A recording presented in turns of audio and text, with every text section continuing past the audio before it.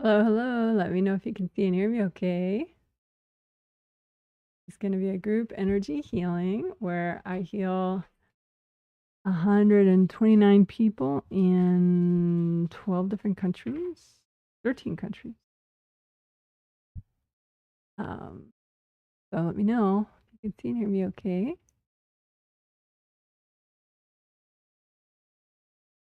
And I don't know if you can see, I bribed our cat with some treats. So it usually doesn't come out much during the day yet. So shy. But I put a bunch of treats. I'm hoping you can see her. There she is.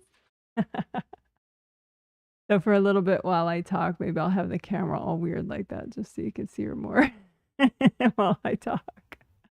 Then I'll fix it for the healing. Thank you for my confirmation. Yes, I'm having a good day. Thank you. Thank you for the confirmation. So if you want, you can say hi, say where you're viewing from, what the weather's like. I am in Olympia, Washington, in the Pacific Northwest of the United States, and it is a nice day. I think it'll be like a little hot today. I forget, like if we're getting up to almost 90 or something. So it's a little too hot, but I only garden in the shade anyway, and I don't have time to garden anyway today. So there she is. There's my cat.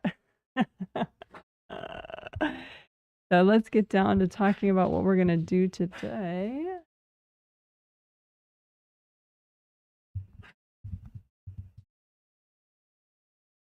Izzy. Hey, buddy.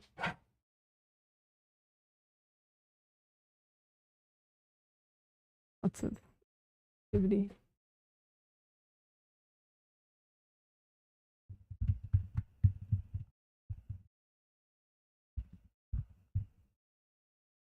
Okay, so today.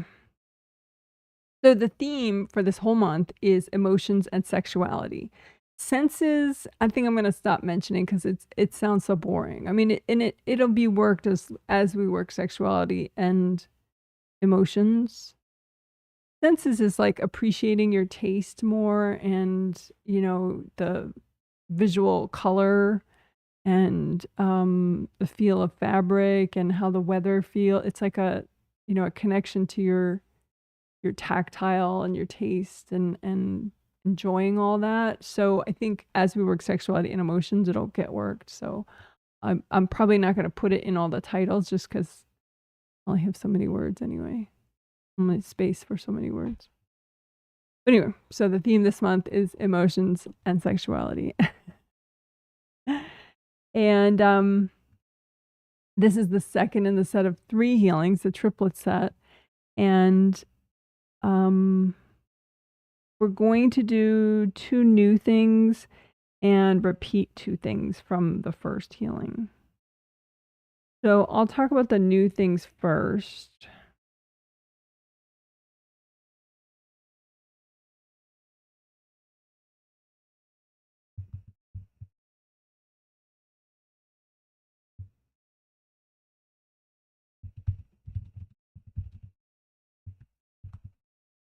Okay, so callback hesitancy is a new word, of course, new term that I just made up this morning.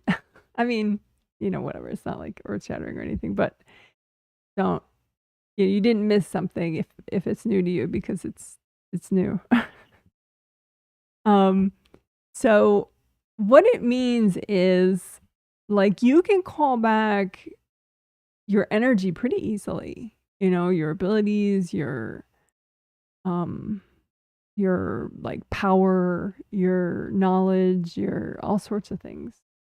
So like why aren't we all just like raw, just like monsters as far as like the best we can be? Why aren't we just really quickly that fabulous, right?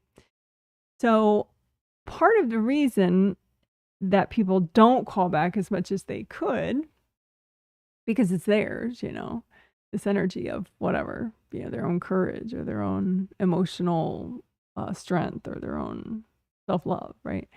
Why don't they call it back more of it and faster? And part of it is because there's callback baggage. In other words, you have baggage that would get too triggered if you called back. So let's say, we'll give an easy example. Well, let's give an interesting example. So somebody mentioned in their survey that they had a dream and it was like a partner that didn't want to let them go. And it didn't make sense because it wasn't their partner in this life. And they're like, it's just a dream, but it seems significant. So I'll write it in the survey, and that's fine because sometimes it's not significant and I can tell the difference. So it's, may as well just write it down. But, that's a thing where, like, I mean, for that person, that was a thing too. It wasn't just a dream, that they did have, and it was very relevant to what we're doing right now of calling back your, your emotional wellness, your sexuality, energy, all that good stuff, right? And you can have old lovers from past lives or old even parents from past lives, somebody who, or an older sibling or somebody who felt like they were your defender or they were your partner, and it should be like, just them, like I'm going to defend you or I'm going to, guard your chastity or whatever, a delightful thing. And so I think in that case, that person was getting pushback from some past life lover that they had, that no, you shouldn't take this back, you're mine, didn't take back. Because some people have a very sort of interwoven idea of a relationship. It's not like having your own energy and just being together and then interweaving for, fun moments, but, like having separation. Some people have a very like, like melded kind of impression of what a relationship should be. And so, but you could call back your energy from all those partners. It's not that hard, and from all those, bossy older siblings or, religious leaders or whoever, So, but why don't people, do more of that? Especially since, we already did the first healing where we did that. Why didn't, But part of it is because there can be internal stuff, like in that person's case, they have some sadness about this life, and their parents in this life, and calling that back, that their energy would go in a certain part of their aura where they have this sadness and that they don't really want to feel. And so if they call it back, then they'll be more present there and then they would feel that sadness. And they're trying not to feel that sadness. So it's like sometimes kind of accidentally, people choose to be in a weaker state just so that they're not triggered. And so what we're going to do is we're going to clear those triggers. So then you don't have to make that weird choice of not calling your good stuff back, because you don't want XYZ to be triggered. We'll just clear that out of the way. The callback baggage. We'll clear the callback baggage out of the way. So that reduces your callback hesitancy. So then you're more likely to, call back more and keep doing it. That makes sense. It'd be interesting to play with. And, we'll recycle invasive beings too that are contributing to the callback hesitancy. They don't really want you to have much more of your energy and be more strong. So we'll just have the angels recycle them. And things that we will call back a lot, I think. Because I think, we'll call back whatever's healthy and gentle, but I think the quantity of what's healthy and gentle will be much greater by doing this, by clearing callback baggage. So hope that makes sense.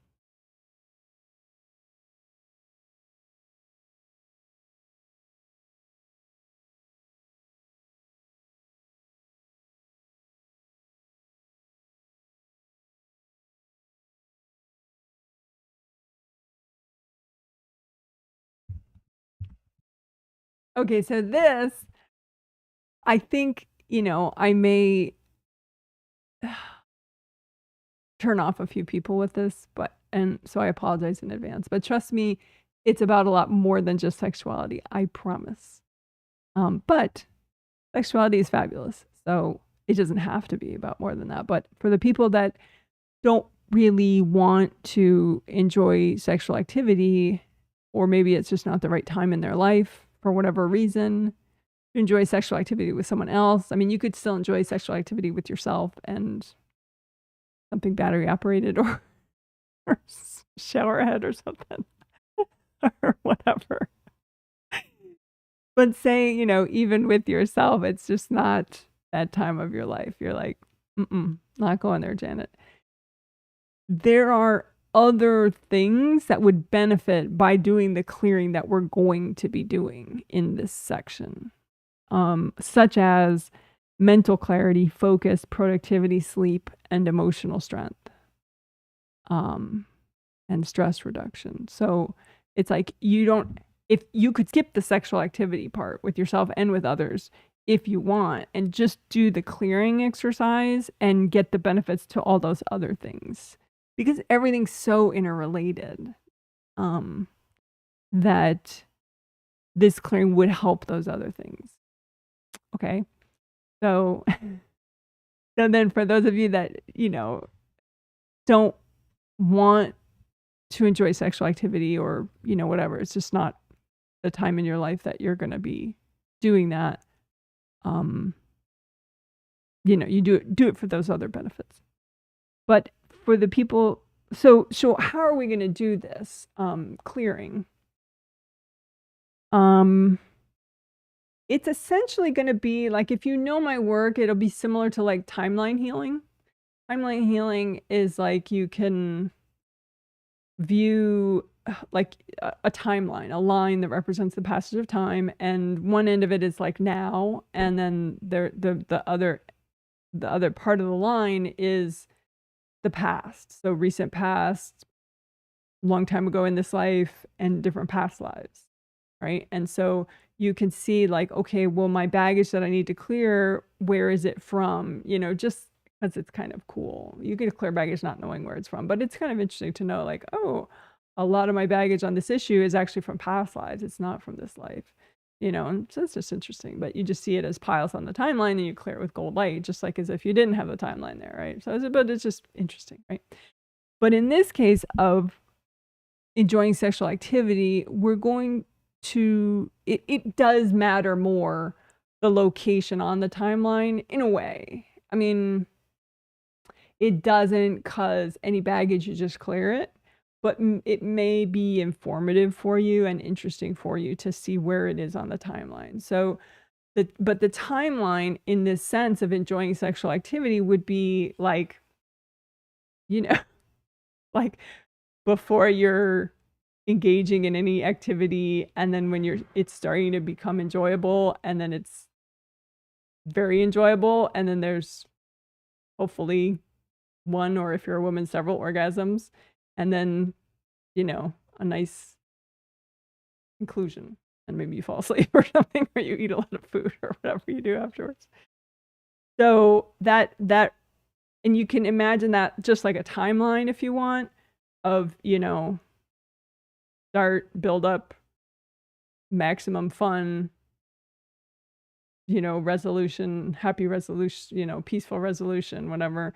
And you could see where your baggage, if you have any baggage that is limiting your ability to experience sexual enjoyment, is most of it right at the start. So like from the get-go, your body's just like locking up and like, no, this will not happen. Or you as a spirit are like, no, because of so much baggage gets triggered, or maybe you don't have too much baggage getting triggered on a spirit level or a body level until like, a more like in the middle of the sort of arousal buildup part, you know, and that's where all your baggage gets triggered. From past lives or from this life, you know, from shitty experiences you've been through. It can be just stuff people dumped in your space, you know, and it can be just people's anger, because emotions and sexuality, it's the same aura layer, it's the same chakra. So it doesn't mean that somebody meant to block you up sexually. It could be just that they were pissed and they dumped a bunch of their anger in your space, but that's what you collide with at that time, you know, or what you would collide with at that time. And then you're kind of like, this is not fun anymore, you know? So that's the idea, you know? So timeline, I think, is the easiest way to work it. But if you don't like the timeline, if that's just like kind of overly, I don't know, not engaging for you, you could think of it as like a ride, like a carnival ride. For me, I get motion sickness in carnival rides, so I probably won't imagine it like a carnival ride.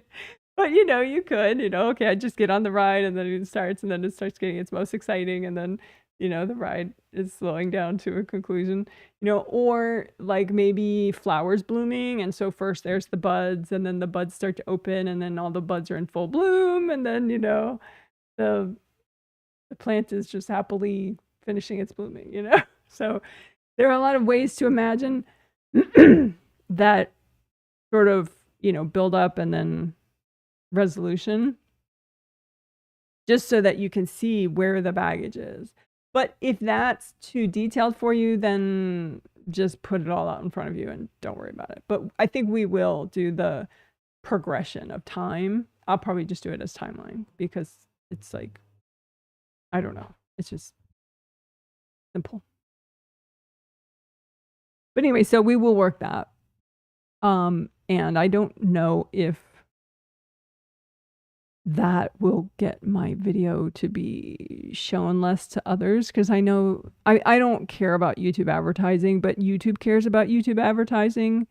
And they'll stick ads on my videos, even though I'm not getting the money. I don't encourage them to stick ads on sometimes. So I don't know if, you know, if I put that kind of thing in the title of the video, it'll, maybe YouTube will never show it to anybody. So maybe if you could just put extra comments in the chat and put extra comments in the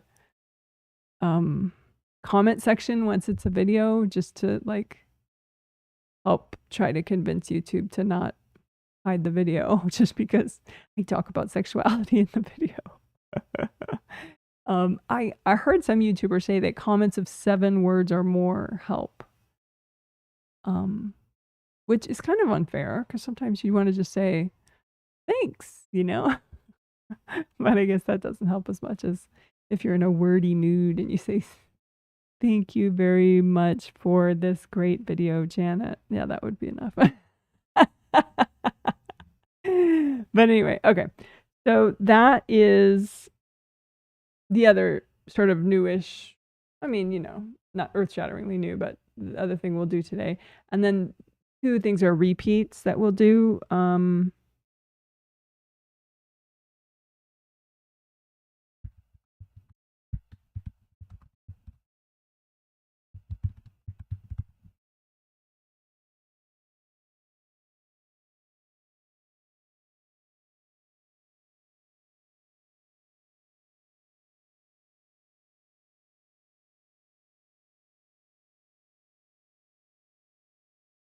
Doesn't stand out enough.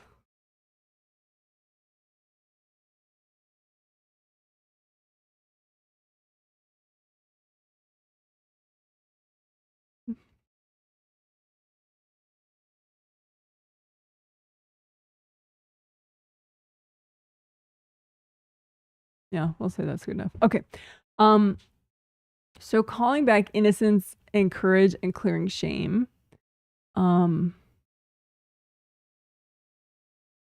Let me try one more caller, sorry.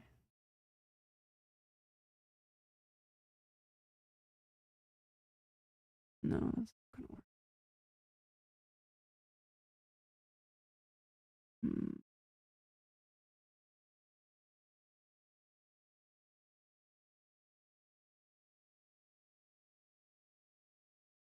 Yeah, good enough. Okay. So calling back innocence and courage and clearing shame, I think was especially helpful. We did that in the first healing of this set. So 3 days ago on Thursday. And I think though we'll absolutely do it after the first thing, the callback, reducing callback hesitancy by clearing callback baggage. So then people will probably do this part even more. You know, they'll be able to more easily and gently call back innocence, courage, and clear shame. And I think clearing shame will probably be part of that clearing callback baggage stuff that we do. So, oh, thank you for the little hearts. Someone did like little flying hearts, I think. Woohoo.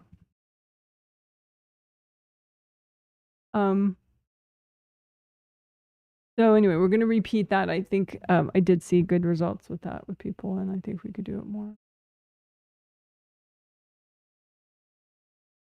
It's very relevant for, I mean, you might not realize it, but it's very relevant for sexuality.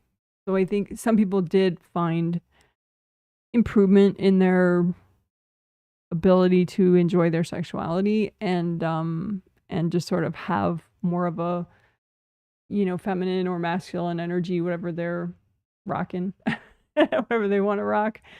But I think because in sexual traumas, innocence and courage tends to go far, far away. And then shame tends to build up, sort of like burn scars, kind of. So when we melt away the shame, and then it's really melt shame, not clear shame. Because it's kind of like a burn thing.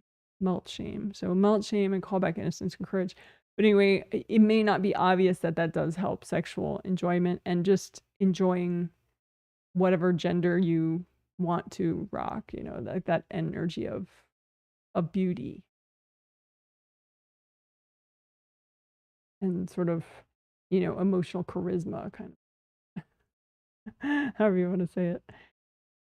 So then another repeat that we'll do, because I think it'll help to do it even more, will be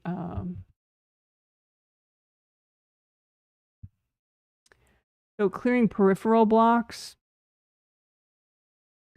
It just doesn't show up so much. I'm so sorry, but it's really, I want it to show up for people. I want people to be able to read what I'm saying.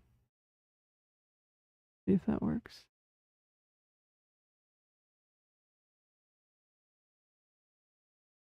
It's pretty, but I think it stands out. We'll leave it.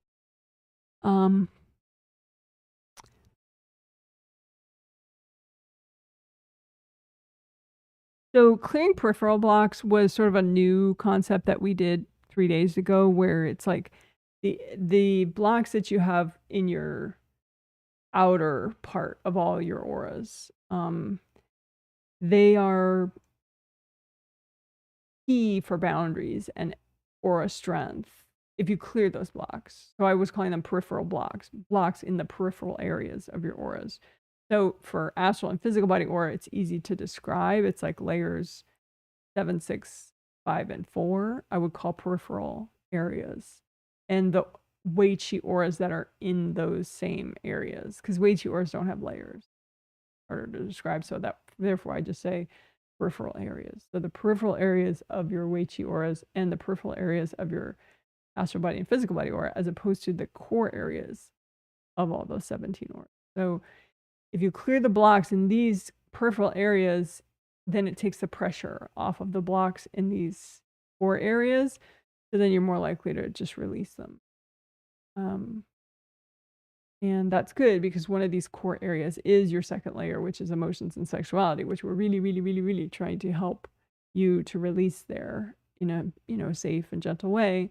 And so that's why clearing peripheral blocks, you know, is a big thing. And I think for some people that had a really good reaction, like after effects of the healing, the first healing, but then like maybe it didn't last the whole, you know, gap between then and now, it could be because their peripheral areas just got more blocked up again. So then that put the pressure again on their inner core areas. And then it's like they kind of felt crappy again because they got all triggered in their inner core areas and they weren't able to clear them because they had these blocks that therefore, invasive energy can cord these blocks and use them as stepping stones to therefore cord the inner area, the core areas. So peripheral blocks, clearing peripheral blocks is something, I mean, it'd be nice if you could just do it once and that would be it and you're set for life. That would be great, wouldn't it? However, but I'm hoping, I don't know, but I'm hoping if we focus on clearing peripheral blocks more and more and more, then over time that maybe it won't be so necessary each time. You'll just develop much more strength and flow, and it'll just be more natural for you to subconsciously maintain your peripheral areas very flowing. But we'll see. The adventure. But anyway, we're going to repeat that. And I do think it did help people when we did it the first time. So we'll do it again. But that's basically the gist of it. So we'll be working callback hesitancy, reducing callback hesitancy by clearing baggage. Yeah, I'll do the nutshell version.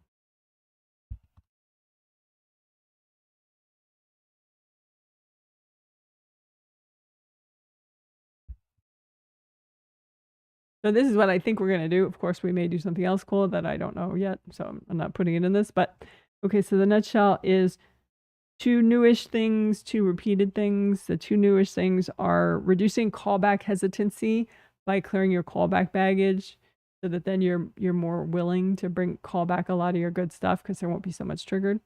So that's that. Reducing callback hesitancy and then helping you to enjoy sexual activity more. And or just clear the baggage in the way of that so that you can experience the other benefits like productivity and clear mind and better sleep. But we'll work your ability to enjoy sexual activity with a partner or with just yourself. We'll work that just with timeline healing and clearing baggage that's in the way of you enjoying your sexual activity, potentially. Which is good for maybe now for you in this life, but if not now, maybe a different time in your life in this life, or certainly in a future lifetime. And the benefits that that ability helps in the future chapter of this life or in the future life. So it's a good thing to work.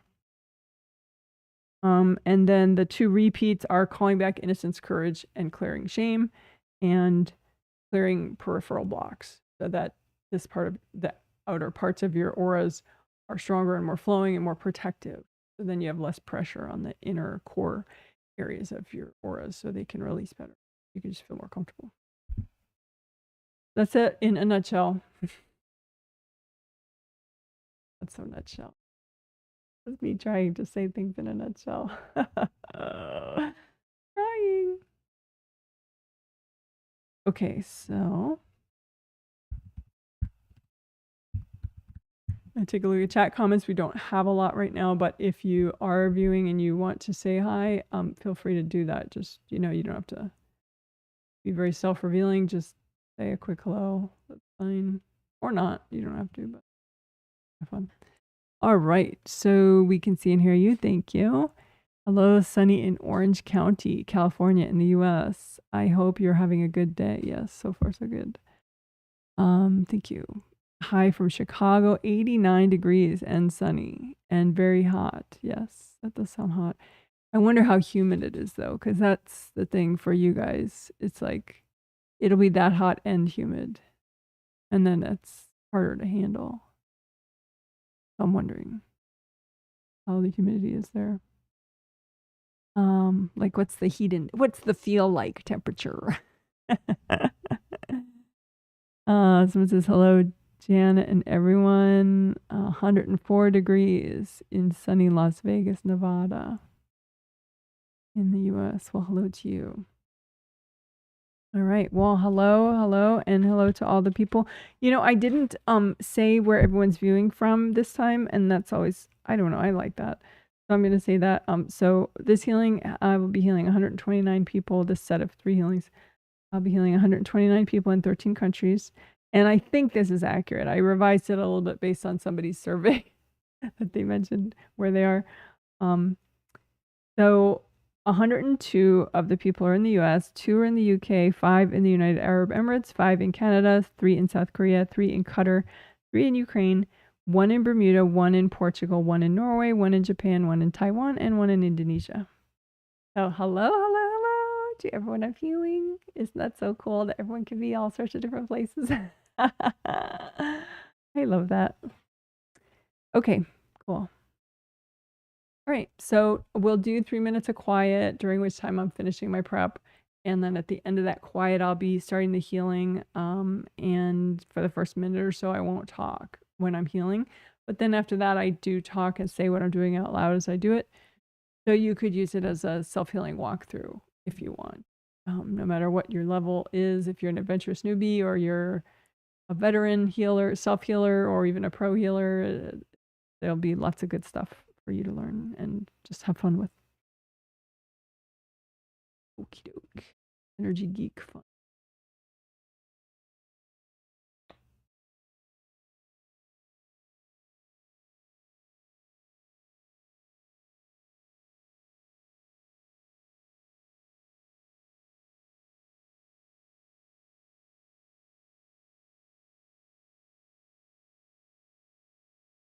Not bad.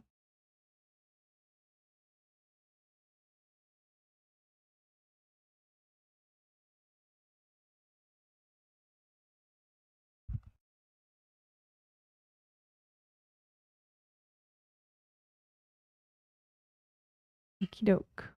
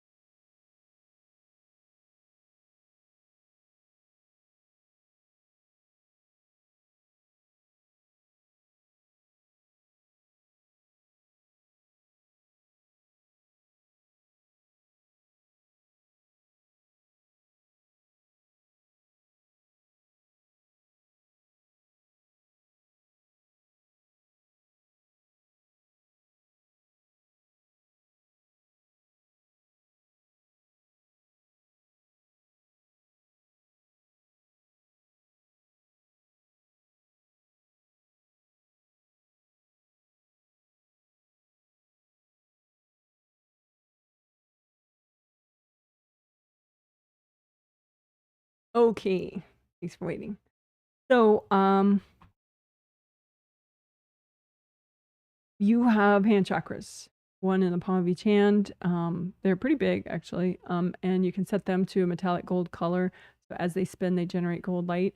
And to add to the party, you also have fingertip chakras, one in each fingertip. And same thing, you can set them to a metallic gold color, like this glitter, if you need to think of metallic gold and see it at the same time. So you can set those to metallic gold too. That as they spin, they generate gold light. You can use that to heal yourself. And you don't have to be able to see energy. You just do it with your thought or your intention. That's good enough. Vision usually comes with time, with practice, not right away for most people. So, and you can also make a copy out in front of you of your everything, all your auras, and your physical body and your astral body are inside there, and your groundings all the way down to the core of the earth, hopefully. You can recreate both your groundings, kind of doing everything at once. So recreate both your groundings, make them big and wide as all your auras, wide all the way down to the core of the earth, big behind you, big in front of you, and then make copies of your groundings out in front of you and comb through them. It's kind of like detangling your hair a little bit. Comb through the groundings and get the blocks and surround them in so much gold light that they melt away. Yeah, those energy blocks, surround them in so much gold light. You can say, angels, if there are any invasive beings in the way of this healing, can you please recycle them?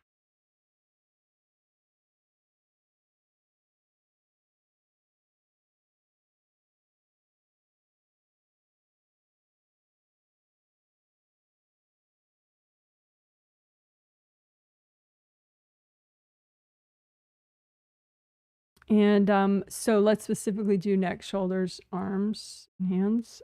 So you can make a copy out in front of you of your neck, shoulders, arms, and hands, a little bit like Doll here if you want, without all the points. Just, you know, the basic shape of an outline of your, and just say, okay, well, this represents my neck, my shoulders, my arms, and you want to, some people have said, oh, I have a knot in my shoulder, or I have this issue, you know, back here or something. So a lot of times when you have a problem area, I mean, it may physically be like partially dislocated, you know, like a shoulder joint or something, in which case I would suggest you go to a chiropractor and get that put back into place properly. I don't think energy healing can put it back into place if it's partially dislocated. At least in my personal experience, that's been the case. I needed a chiropractic adjustment. But anyway, a lot of things like muscle knots and stuff can be an energy thing first. And if you get rid of the and if you fix the energy thing, it could at least halfway relax the physical issue, the muscle knot or whatever. So the energy thing would be hard objects, like stuck in that part of your physical body and or your astral body. And so you just check for, and you can just kind of feel it. It's like you're feeling the shoulder, and then there's a stick sticking out. So you loosen it up with cold light, give it to your angels. Angels, here you go. There's another. Pull it out, give it to your angels. Pull it out, give it to your angels. So it can be like that, like a stick, like a spear, or it could be like a, you know, like a wedge, like an axe blade, sunk in there. So you just want to remove all that. Angels, here you go. Angels, here you go. And you can say, angels, if there's any invasive beings in the way of this repair, can you please recycle them? Because what will happen is, you know, a spear or something will create energy leaks. And so your energy will be leaking out, which does attract invasive beings or invasive people, I suppose. But the beings are the real problem. So then you get the spear removed, but then all these beings are like, oh, yay, even more energy is leaking now. And so they get in the way of the repair. So you just ask your angels to recycle them. And then that way, you know, there's nothing in the way of the repair. And so it fully repairs up. And so then there's no more leaks. and no more stoppage of the energy flow. And speaking of stopping of energy flow, so red is, I would say, like a natural sort of body vitality color. And so your body on its outer um, surface ideally would have like a red vitality. And so there can be areas where it doesn't have that though. And maybe there's just some clamp or something, some kind of a device from somebody, or, and so you just remove the device and repair there and say, angels, can you recycle any invasive beings that are there? And you just keep healing it with gold light until you see the vitality, your red vitality is also there as well. So that's the basic idea. So you just go through like your neck, your shoulders, and your arms and your hands. And, if you have any issues with your elbow joints or your shoulder joints, you can spend extra time there and just see, okay, does that red vitality continue through to the joint area? And if not, just keep melting away whatever's not you there. You don't have to know what it is, just gold light. Or you can just loosen it up with gold light and give it to your angels. Angels, here you go. Angels, here you go. So you're just taking out whatever's not you, even if you can't see it. You just take it out, give it to your angels.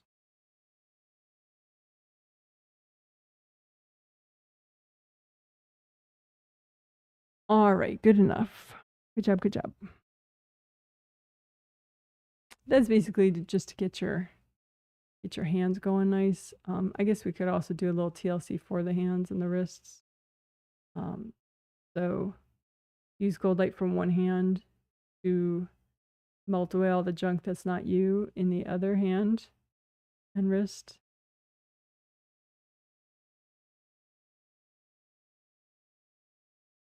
And of course you could do direct healing like that too, but if you're going to do the back of it, it's harder without a copy.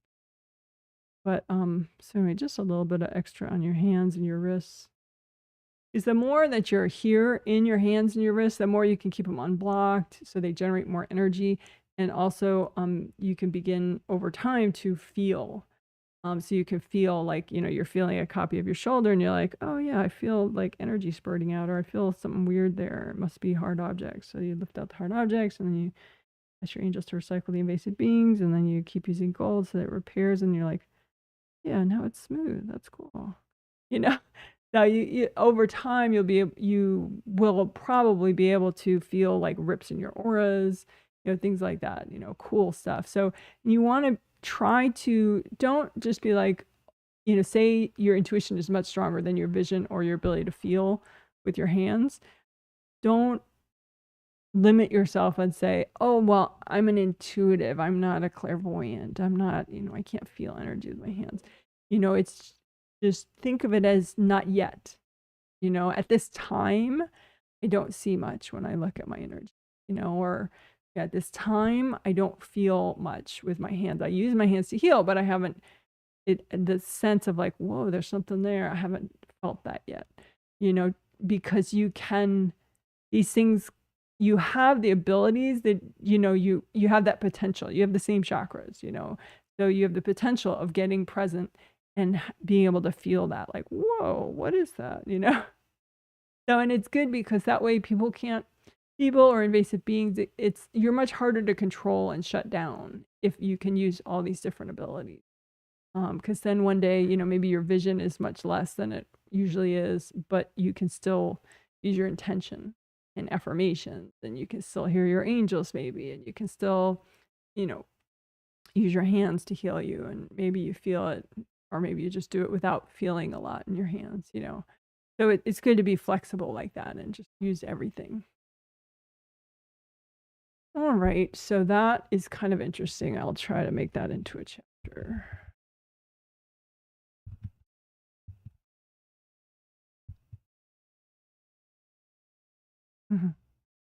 Okay, so that's what I was talking about there.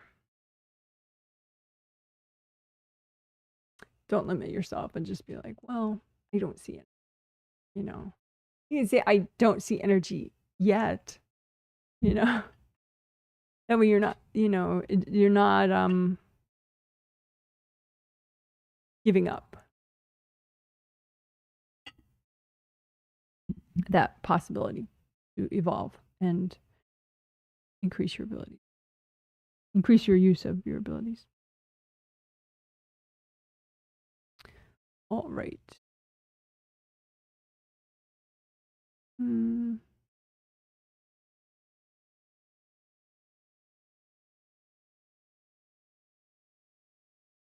Let's do a little more grounding.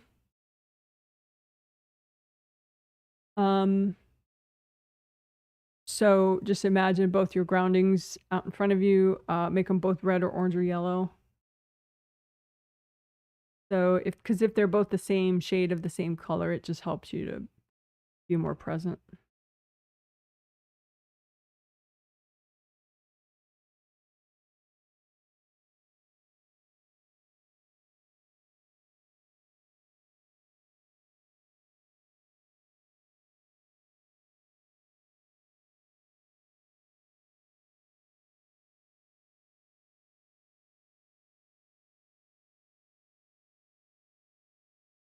Indie grounding is where you check the outer surface of your groundings and run gold light through it and melt away anything that's not you, any attachments from between your grounding and other people's groundings, and any hard objects sticking out of your grounding, just melt them away.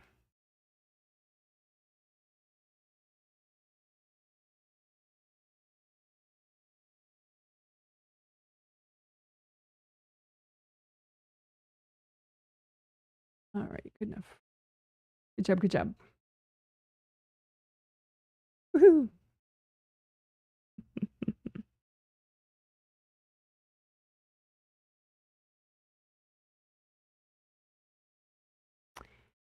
Okie dokie. So, your auras are all around you, right? You have 17 auras, astral body aura, physical body aura, and then 15 Wei Chi auras. And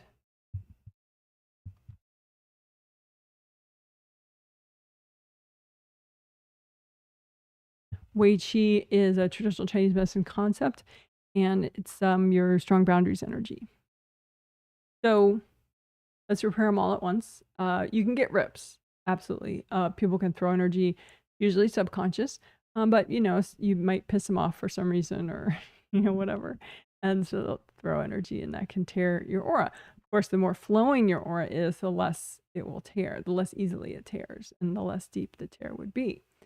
But anyway. So let's repair the rips. It's easy to do. So you can repair them all at once. You can make an image of a rip and have that rip represent. So with your intention, you say, okay, well, this represents all the rips in all my auras. And then you go ahead and repair this composite copy rip. And as you repair the composite copy rip, you're repairing all the rips, right? So to repair it, you want to clean it out first and then use more gold light and it'll just grow back. So, fill it up with sticky gold wax from your hands, with just gold light from your hands, that with your intention, it'll form a lump and stick to whatever's not you. So that then you lift it out all at once and give it to your angels. Angels, here you go. So sticky gold wax, get rid of all the junk at once. Angels, here you go. So what is that junk? Hard objects, invasive people, invasive beings. So sticky gold wax, all that junk at once. Angels, here you go. Then should be pretty cleaned out by that point, so just keep using gold light, get it as deep as you can so that the rips start to repair. And you can say, angels, if there are any invasive beings still in the way of this repair, can you please recycle them?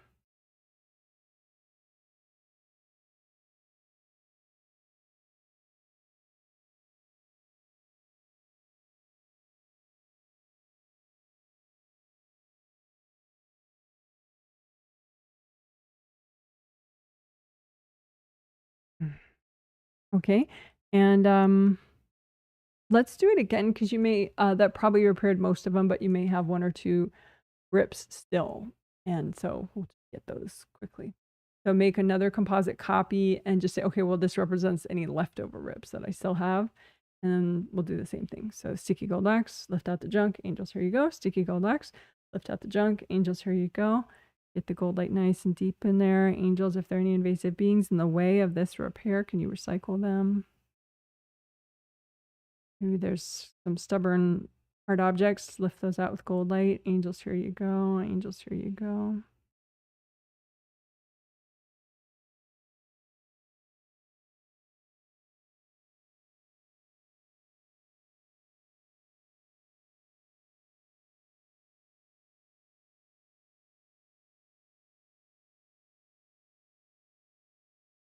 All right, good job.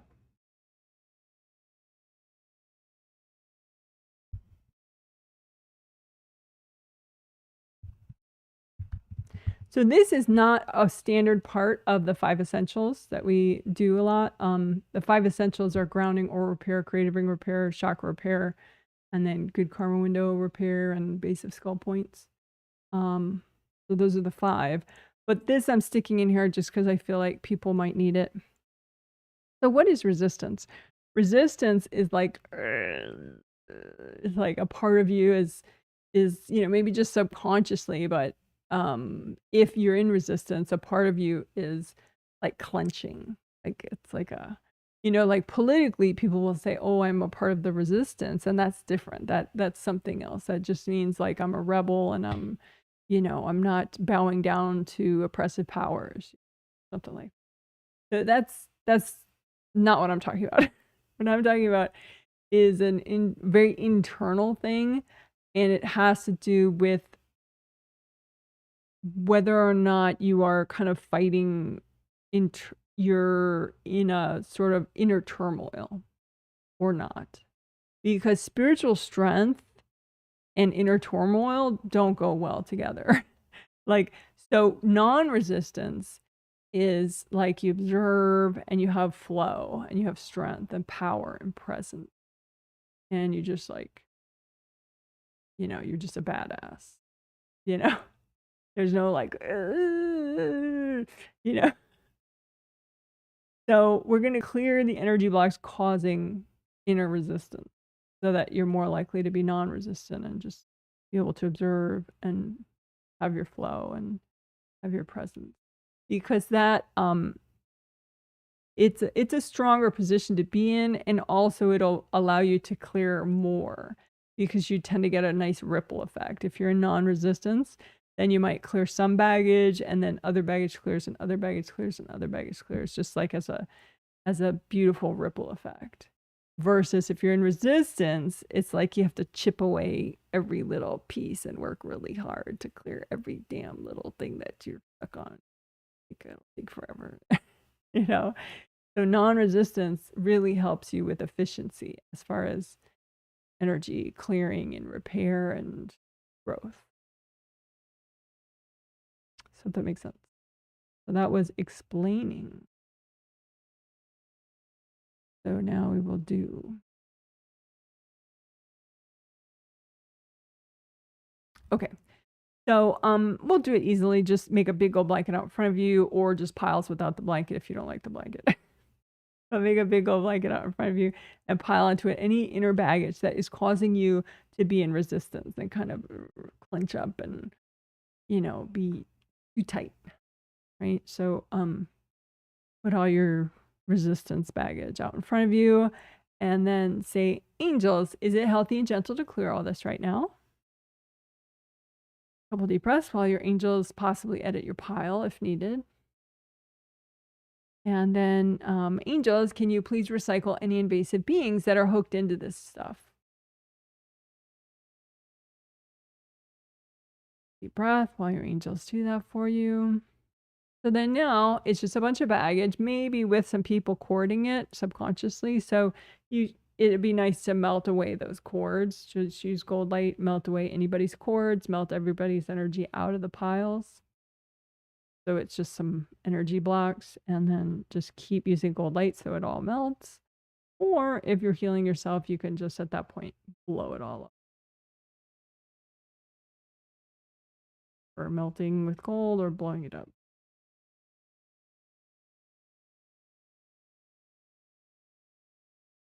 Also, non-resistance generally has to do with viewing from your 6th and your 7th, like that you're in as many chakras as possible in your physical body. So, over time, you could be in all 7 of your chakras every waking moment if you work at it. And just clearing enough baggage so that it's very comfortable for you to be in all chakras. But anyway, be in as many chakras as you're able to at this time. But then there's a little extra bit of your energy in your 6th and your 7th. So you're kind of like, that's your command center. Versus the extra energy is in your 4th chakra, which is a great chakra, you know, enthusiasm, motivation, self-love, gratitude, you know, that's really cool. But if you have the extra energy there as opposed to here and here, you could be a little bit like more easily manipulated, and a little bit less rational. You know, this way, if you're extra here and here, you have both. You have the heart and the compassion, but you also have the, you know, the planning and the logic. So you get to combine them and kind of look out for yourself and see where people are coming from and use your clairvoyance and all that. So, and it's more, and since 6th chakra is non-judgment, so you see things as an observer, like it's not good or bad. And that helps for things not to stick. So that was an explaining, of course. Well, okay. And so now we'll do. So just imagine like if the extra part of you, okay, are you in as many chakras as you can be right now? As many physical body chakras as you can right now?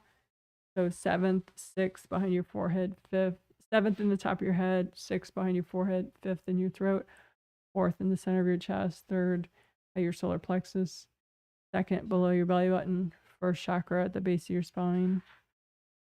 Deep breath into all your body chakras. And then a little extra in your 6th and your 7th. Extra of your energy in your, so you can see where you're going and have your knowledge and your confidence.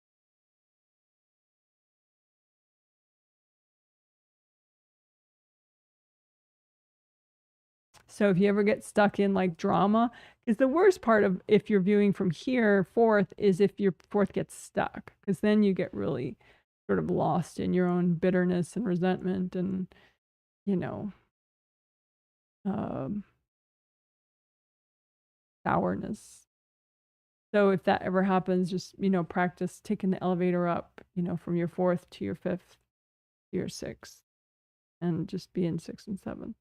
I mean, not just, but have that extra sort of energy there that you can not be stuck in the drama of a stuck 4th. And then you can unblock your 4th so that it's not drama anyway. Okay, good enough. So that was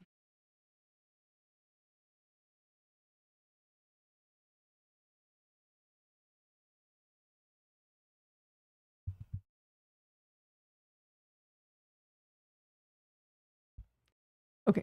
So that was that, which helps with non-resistance. Stuck. Okay, so now back to our 5 essentials.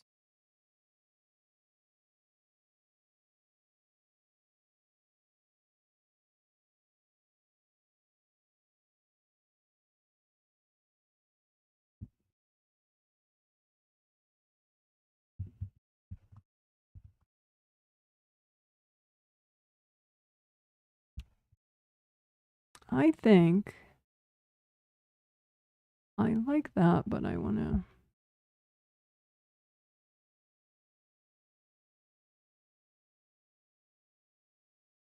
a little variety.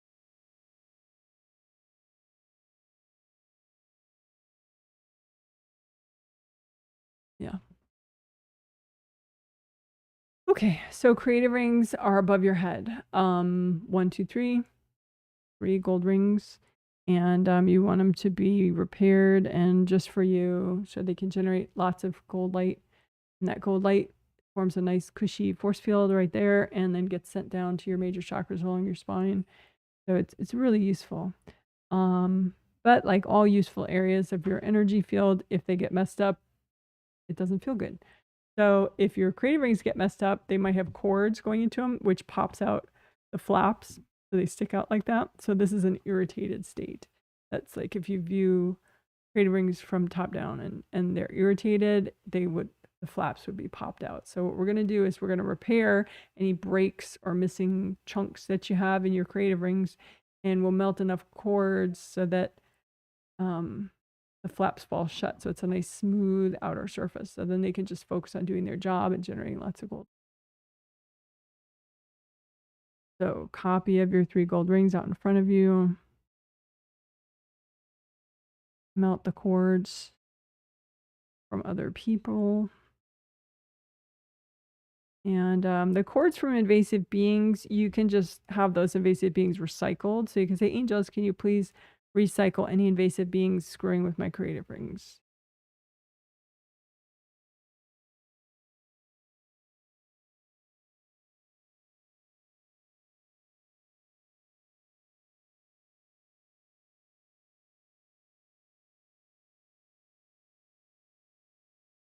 Hmm.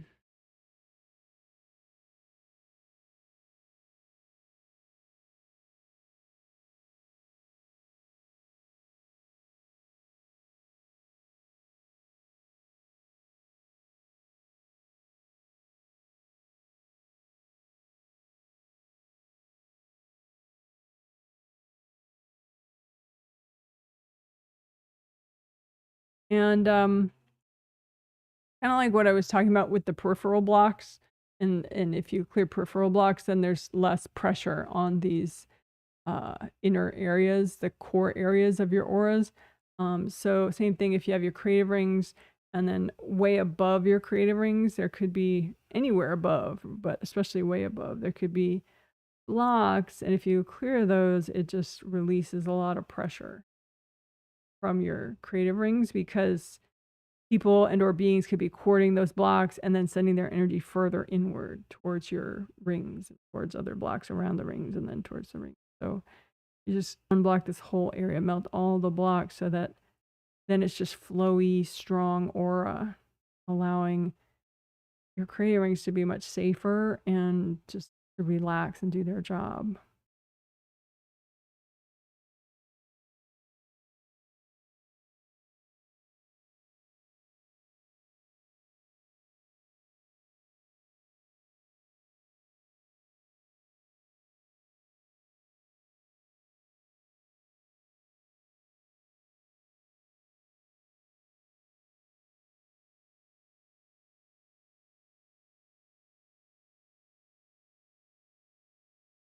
Okay, good job, good job.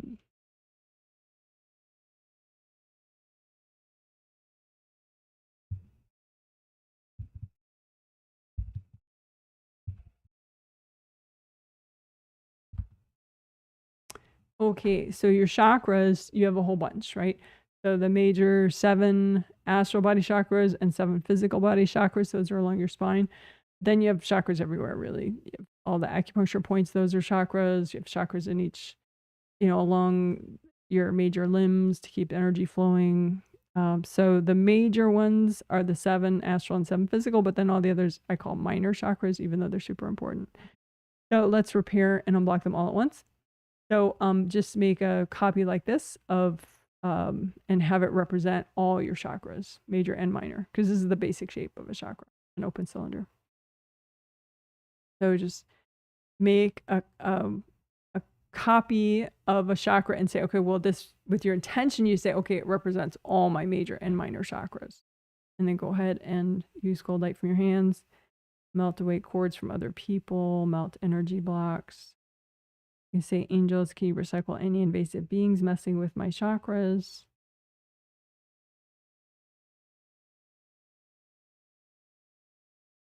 If you're using gold light from your hands, you can scoop out the blocks that are healthy and gentle to get rid of and just burn them up with gold light, or blow them up. Scoop out the blocks that are healthy and gentle to get rid of right now. Melt them away.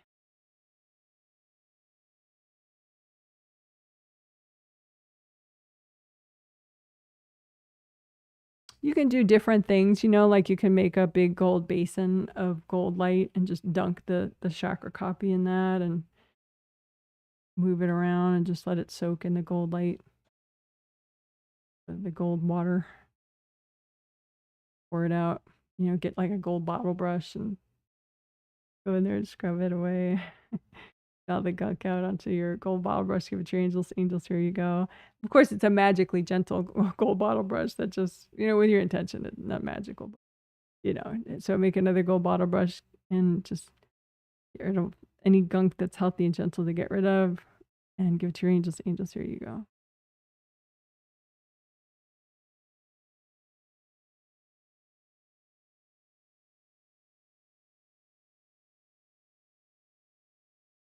And we could do that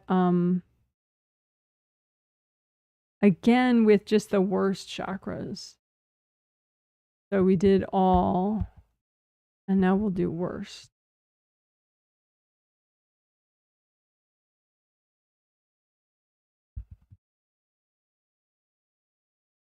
So we'll do worst. Okay, so this is just, you make a different composite copy and have it represent just the chakras that are still the most blocked and damaged. And do the same thing with that. So just gold light, melt cords. The angels, can you recycle any invasive beings messing with these chakras? And dunk it in the basin of gold light that you have and just move it around, and then make a gold bottle brush and use that to clean it out. So it's, you know, with your intention, it's very gentle to the chakra, but it just catches up all the gunk that's healthy and gentle to get rid of. Give that to your angels. Angels, here you go. Another one. Angels, here you go. And chakras do have flaps around the round openings, much like creative rings. So you want the flaps to relax and fall shut. So then your energy can flow through, but it's harder for people to cord. You don't want the flaps to stick out. This is how it looks with the flaps stick out. But the round opening of your chakra is not gold. It would be, you know, some rainbow color. Keep repairing and relaxing the chakra so it can just do its job. Melt the cords.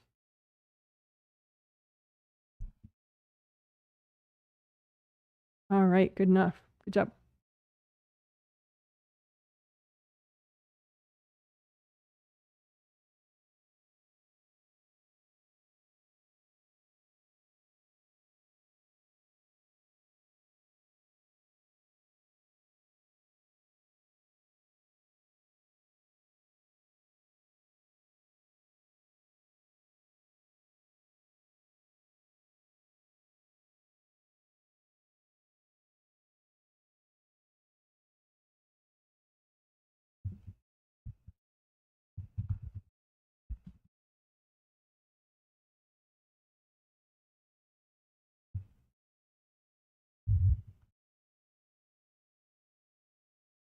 Okay, cool.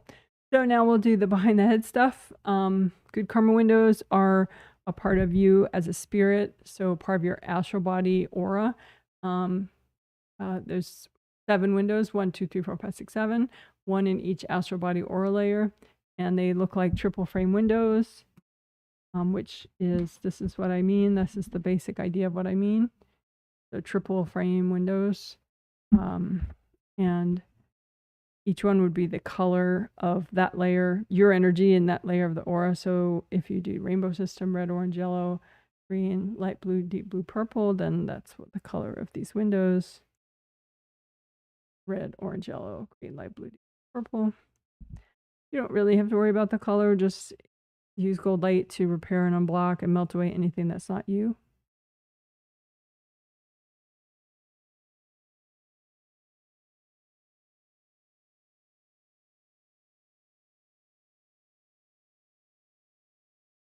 And you can lift out whatever's not you and melt it away, lift it out, melt it away, lift it.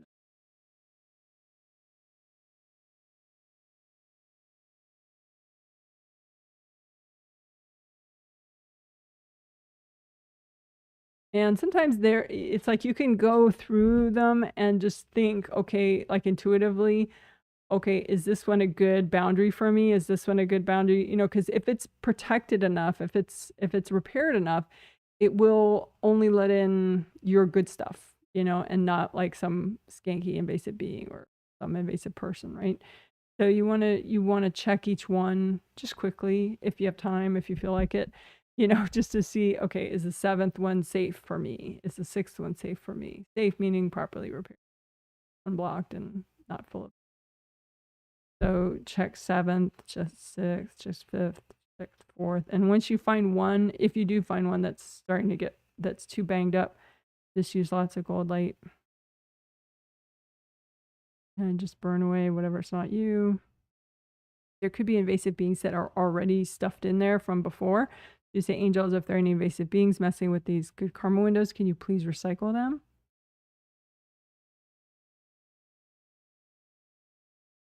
So I'm doing the 4th good karma window extra right now for everybody.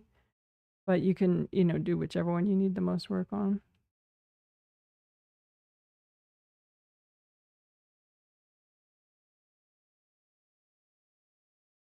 Third good karma window, second good karma window, second chakra good karma window. Second chakra good karma window, we'll do that one extra. Second layer good karma window, we'll do that one extra just because that's our theme is second layer stuff, emotions and sexuality.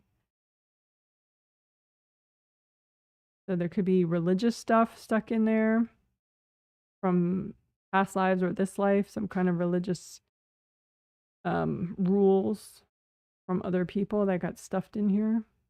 You can melt all that away. You can melt away anything you want that's not you. And first layer, good karma window. So the one closest to the base of your skull. There could be stuff in there that's contributing to anxiety or a lack of courage, lack of abundance. Melt all that junk away. It's just you.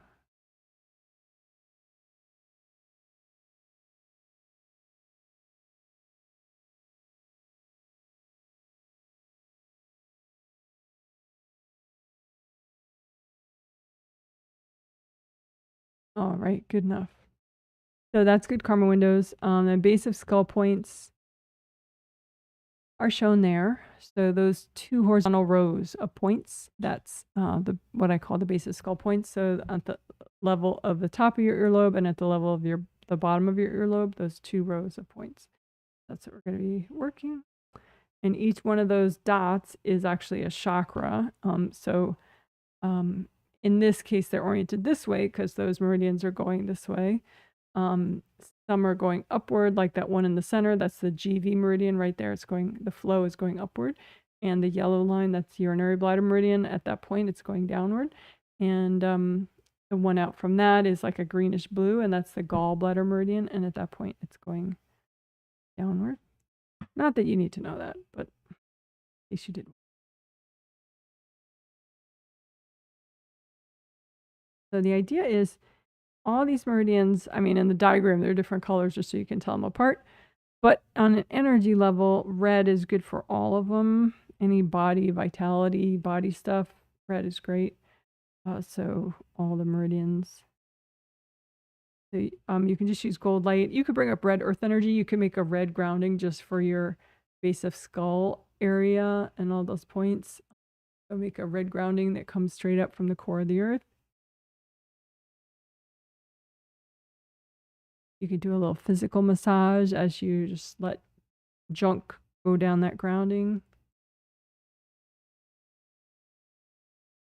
You can comb through that area, the base of skull area, with your energy fingers and just drag out whatever's not you. Angels, here you go. Drag out whatever's not you. Angels, here you go.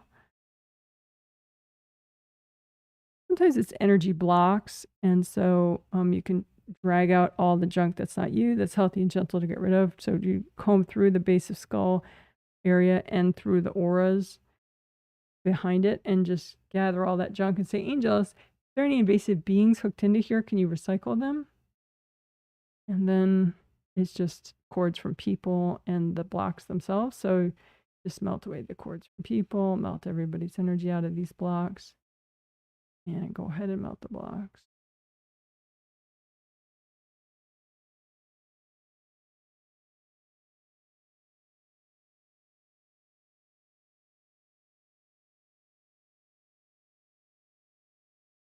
And we could also do like base of skull point work in that sense of like the peripheral blocks. You know, if you unblock the peripheral areas of your aura, it takes pressure off these inner areas, which therefore takes pressure off the points right on the surface of the body.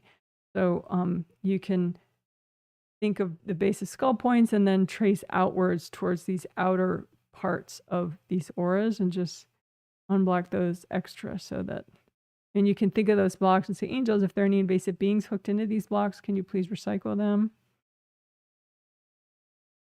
And then melt people out of the cords, melt people out of the blocks, melt the cords, and melt the blocks.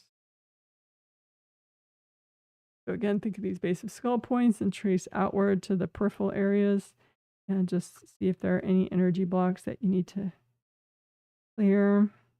So then just think of the blocks, run gold light through them, say, angels, can you recycle any invasive beings hooked into this junk? And then melt the cords from people. And you can melt the blocks or blow them up.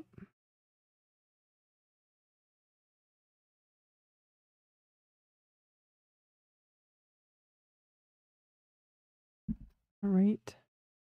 Now GV 15 to 20, that's GV, governing vessel meridian. That's one of the extraordinary meridians in traditional Chinese medicine. The only other extraordinary meridian that we work often is CV meridian, the one that goes up the midline of the front, conception vessel meridian. So GV manages your yang meridian, so self-assertiveness. CV meridian manages your yin meridian, which is more like subtlety, vulnerability, sort of an inward type idea. But these are like giant oversimplifications because, like, you know, each meridian has so many points and each point can help you in like a billion different ways. I mean, it's really amazing stuff. So when I say these snap things, you know, just understand that it's like the tip of the iceberg of like what it does and that they're all really cool and they're all really good to work. But anyway, so we'll work GV 15 to 20. So 15 and 16, GV 15 and 16, those are the 2 points that are like kind of close together. They're in the midline, that midline meridian at the base of the skull. Those 2 points that are pretty close together, that's 15 and 16. And then 17 is the one that's the other base of skull point up there. So GV 15, 16, 17, and then 18, 19. And GV 20 is right in the top of the head, which is pretty cool to work because it's in the same location as the 7th chakra. 7th chakra is oriented this way and much bigger. And then GV20 is oriented this way, you know, as it comes this way. So just a cool one to work. It feels, so you just unblock it. And there might be like spears stuck in it. So you lift out any junk like that and just keep repairing it and unblocking. You can say, angels, you recycle any invasive beings messing with my GV20.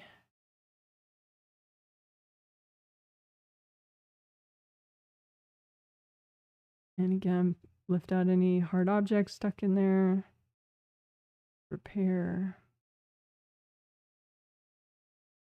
So then do the whole 15, 16, 17, 18, 19. And you can imagine the GV meridian like, you know, a red flowy tube and make it big so that you can notice like, oh, wow, the inner third of it is completely white.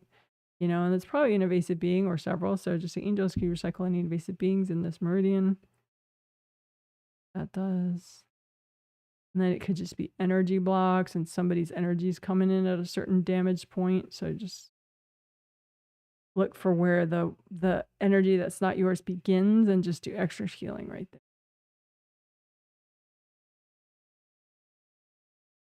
You want the whole thing to be red and flowy, flowy. It can get like a rigidity if it's damaged. And usually it's blackened. It's rigid. Like using gold lights, so it's like red and flowy. A lot of red and flowy energy.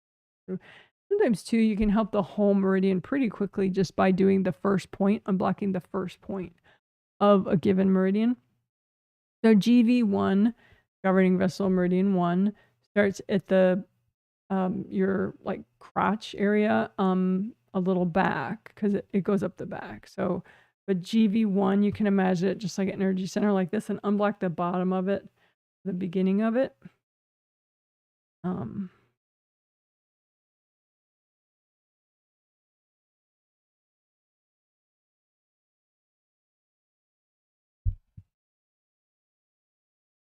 since, you know, these meridians, it's like one flows into the other, flows into the other, flows into the other.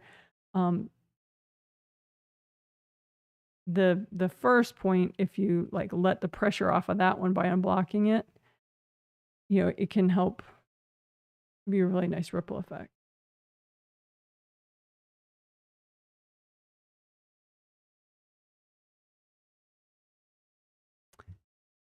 So that was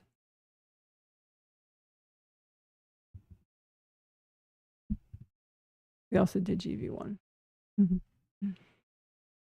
Alrighty. Good job, good job. Ooh.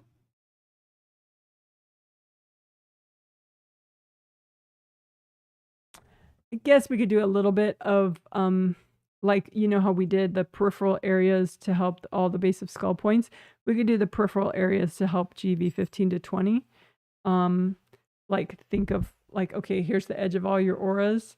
And then so the peripheral areas are right here. So the peripheral areas to help GV 15 to 20 would be this whole area. So unblock this whole area to take pressure off of here and take pressure off of that part of that meridian. Think of like, it's sort of like your mohawk hair area, you know, but like up high. So like a high mohawk area. To unblock that area. The angels, can you recycle any invasive beings hooked into any of these blocks?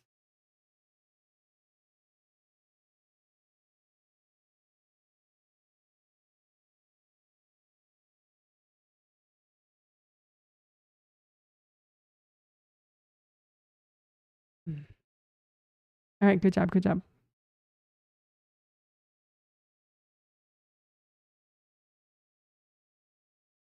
So that was just a little bit of peripheral, clearing peripheral blocks to help GV 15 to 20.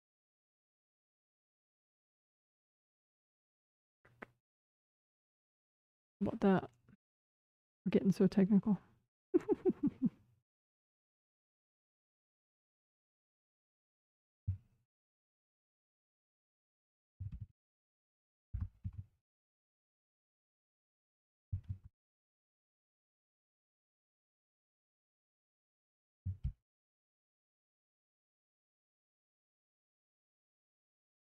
So in order to reduce callback hesitancy, which I explained in its own chapter before the healing, we're going to clear callback baggage, right?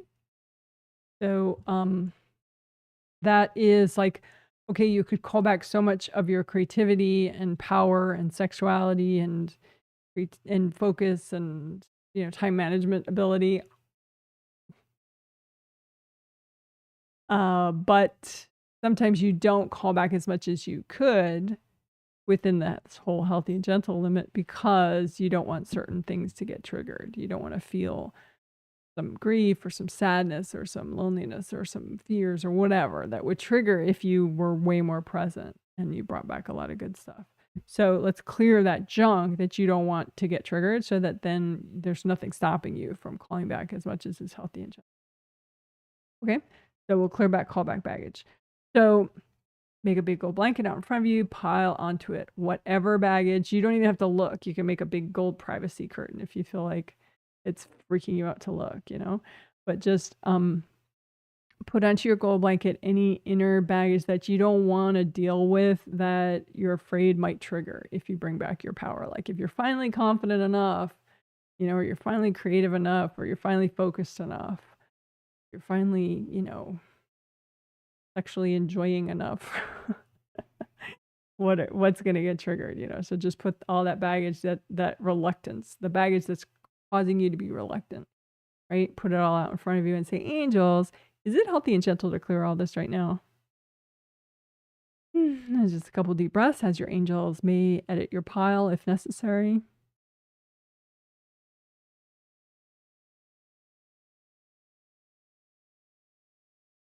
And then angels, can you recycle any invasive beings hooked into this junk?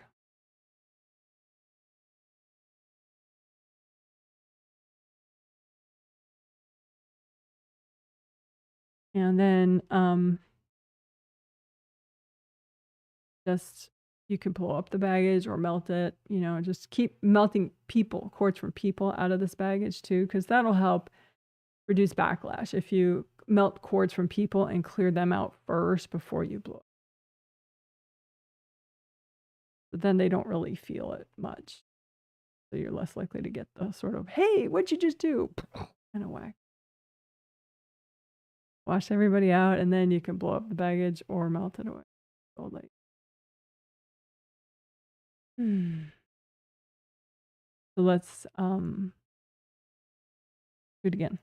You go blanket out in front of you, put onto it, and you can make the blanket far away if you're freaked out, you know, by what it might be.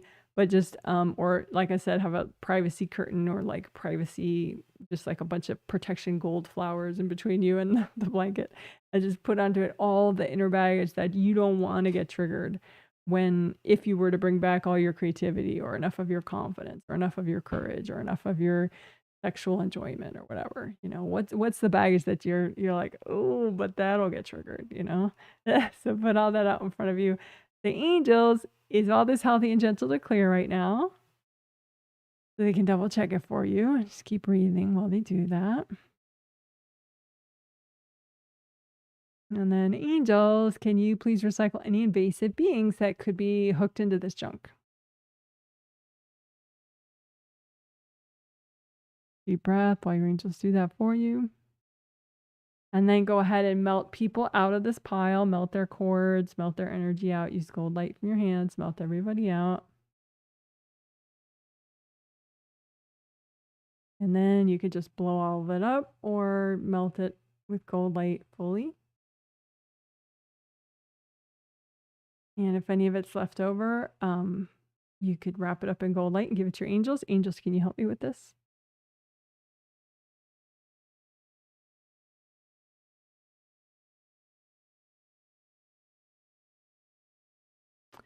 All right, good job, good job. So,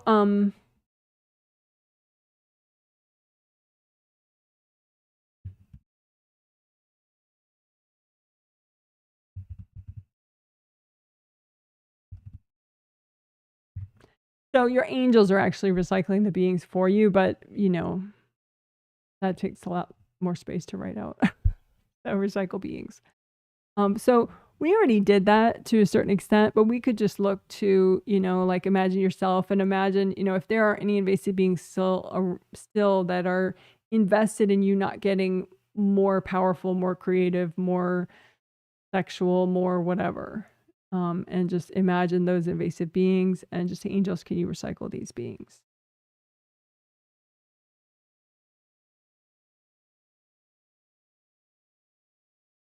And maybe you even have agreements with some of them, you know, maybe like you had a restrictive past life or you were, you know, raised in a certain culture and it was, you know, tradition for you to sort of be obedient to a certain bunch of energies. Like,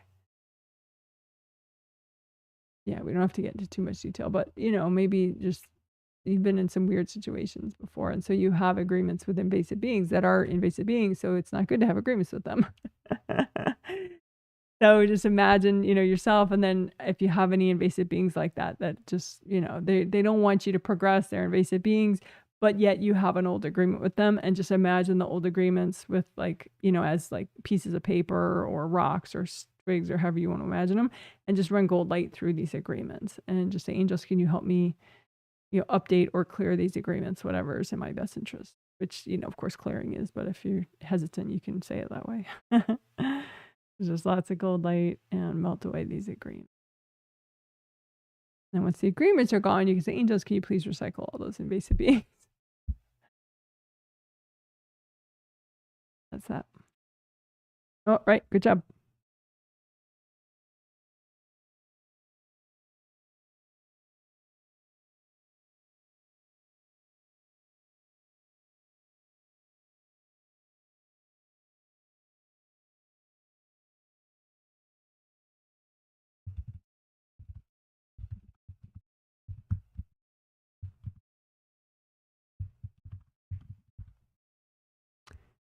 Okay, so since we just did the step before this, the clearing the callback baggage, I think that this step will help even more. It'll be more effective than it would if you skipped the step before this.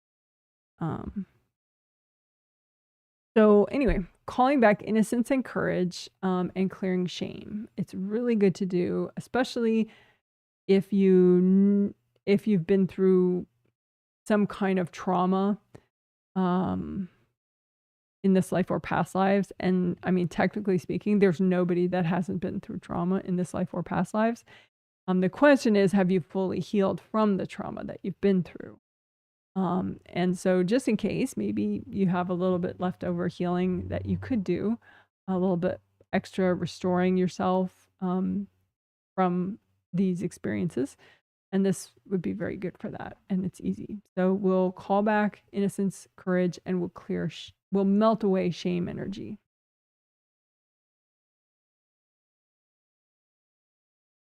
Okay. So calling back super easy. You just make a 3D gold object of any shape that amuses you. Could be a sphere, could be like one of those U-shaped magnets like in a cartoon. Could be a pyramid or a box, whatever you like. And so you have your 3D gold magnet and you just, with your intention, you use it to call back your energy.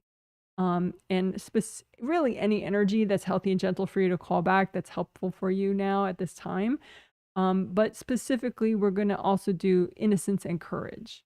So call back your innocence, call back your courage, and you don't have to worry about where it went, but it could be a past life. It could be, this life in the past. It could be in the future that you put it in the future by accident. So just call back all your innocence and courage and say, angels, can you please clean this off for me?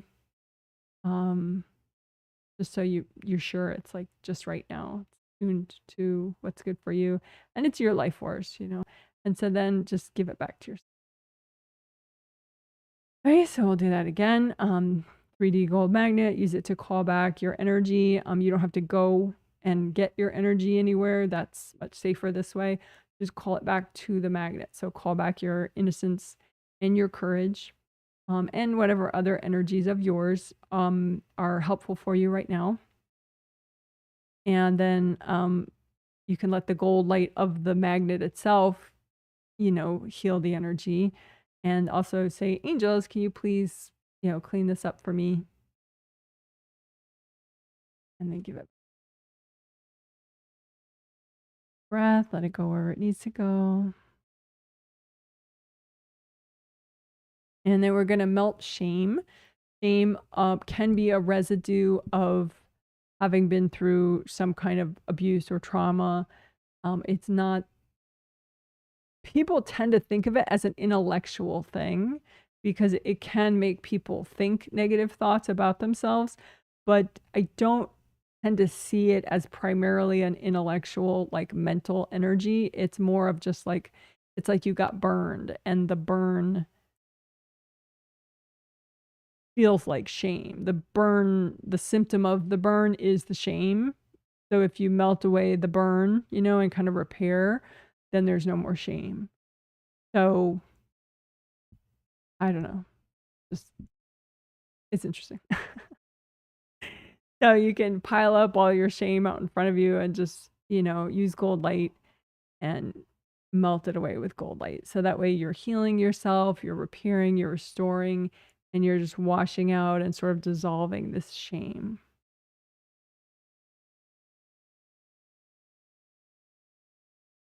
So again, and you have to know where it came from. It could be several lives ago and you just didn't get around to clearing it at that time. Nobody told you, hey, it's not your fault, And so you just never cleared it and so you still have it, right?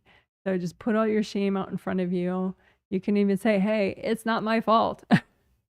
Just put all your shame out in front of you and just use lots of gold light and just melt it all away and let the gold light just repair any inner wounds that you have, any sort of burns from having been through trauma. Just let the gold light restore you and melt away the shame.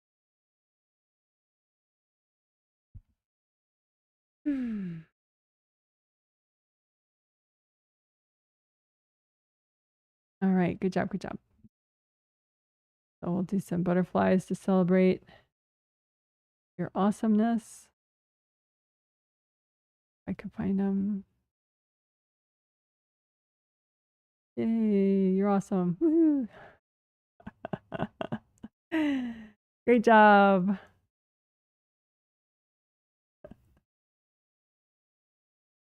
All right.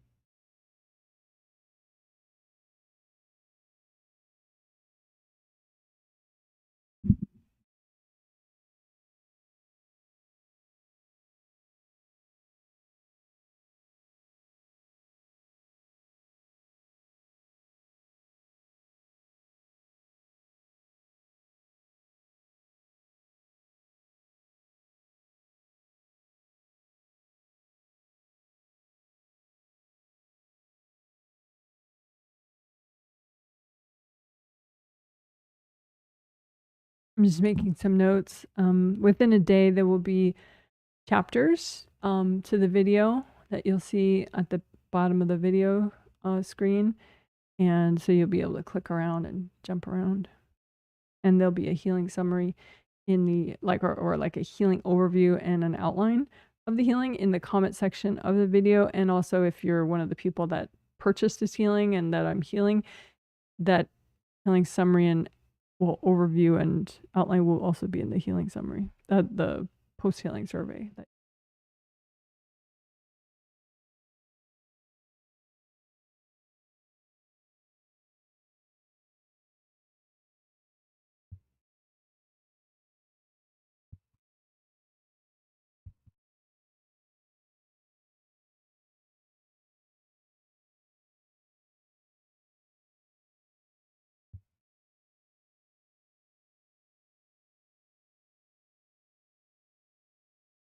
Okay, so I changed it.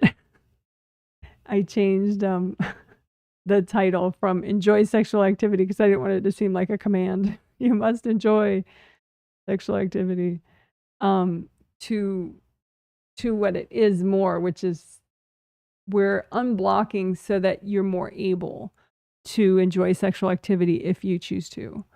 And again, it could be solo sexual activity or with a partner that we're talking about. Either way. And like I said in the explanation section before the healing, it is the baggage that we clearing that baggage will also help mental clarity, focus, productivity, sleep, and emotion. So it's not just, so like say you're in a time period in your life where, you know, sexual activity you have no interest in it. You could still do this exercise and benefit like really, really big time because of how intertwined everything is. And it can help those other things for you right now. And then, of course, someday in this life or a future life, when you do choose to enjoy sexual activity, then you'll be more able to enjoy it more by having done this unblocking. Hopefully that makes sense. Okay, so we're going to do it with timeline healing.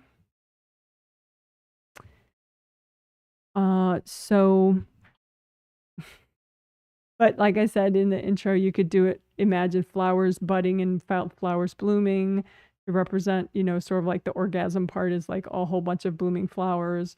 Or you could imagine it like, what else did I have?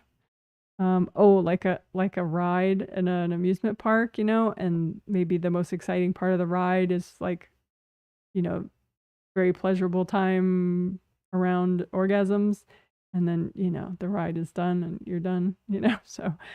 But I would say imagine like the start of you thinking about the sexual activity or you starting the sexual activity. Imagine that too, because it's possible to get pretty blocked even just at the get-go, like even before you really get going into feeling a lot. So just imagine, I'm going to do it as a timeline though. So there's the the really early stage, and then there's, you know, getting into it, and then there's more like, you know, more potentially pleasurable time, and then the orgasm time, super pleasure, and then the resolution. And so just see your baggage, any baggage or trauma or dumped energy from other people or junk, you know, anything that's in the way of you enjoying each stage. And just and to be honest, we can put even before that, we can also put on the timeline, say you're aware of other people's attraction to you, right? And that, you know, and you're definitely not going to say, for example, you're not going to choose to have sexual activity with them, but we can actually put that on the timeline. Your ability to have your boundaries and comfort with an awareness that other people may find you attractive, because that's sort of all interrelated. So if you have any baggage triggered when you realize someone finds you attractive, you could put that early on the timeline. So, and just use gold light, and you can do like tricolor soak, like bring up red earth energy and soak all the baggage in red earth energy, bring that down, bring up orange earth energy from the core of the earth, soak all that baggage in orange earth energy, bring that down, bring up yellow earth energy, soak all of it. You can say too, angels, you know, can you edit this, make sure it's healthy and gentle? Breath while your angels do that. And angels, can you recycle any invasive beings in the way of this clearing and healing?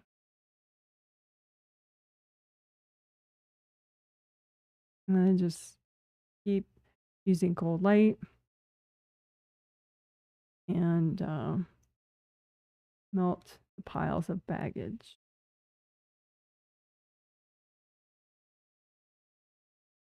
And you can switch back and forth between, you know, viewing it as, you know, a garden with flowers blooming at the you know, the arousal times, or, you know, just a timeline, or a carnival ride, which I'm not going to do because I get motion sick. So that wouldn't be a good image for me.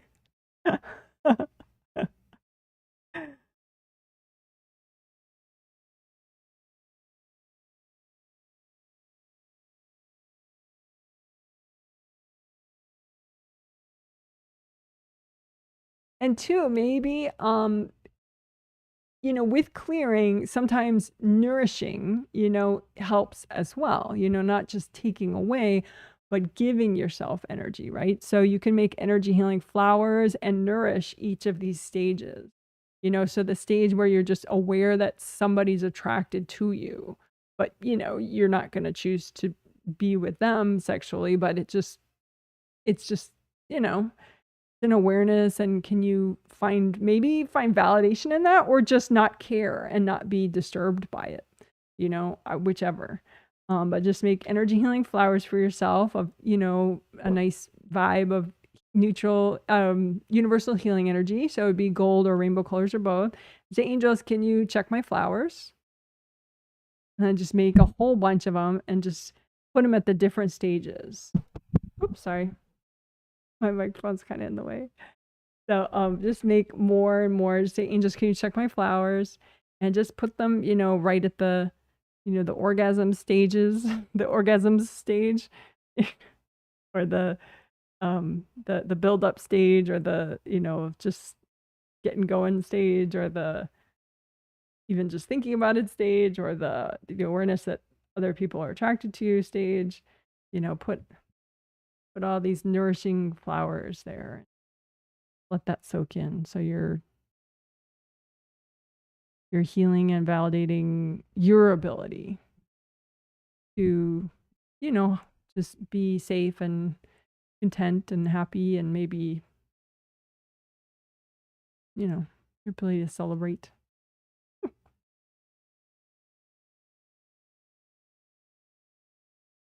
You can lift out any baggage that you're ready to lift out and just melt it all away. Lift out the baggage, melt it all away. And lift out dumped energy from others, which, you know, is the same thing kind of, but, you know, just isolate that. Maybe just if you have dumped energy from others, lift that out. And again, you say, angels, if there are any invasive beings messing with any of these stages, can you please recycle them?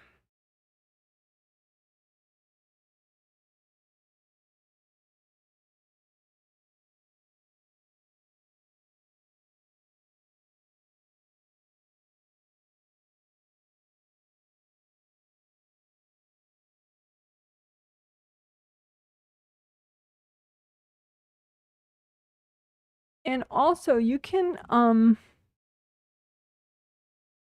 wash out like cultural and social expectations from each stage. Like maybe there's this cultural expectation that you should be able to have these fabulous orgasms and you can't, and you can't currently because of your baggage, or you just choose not to.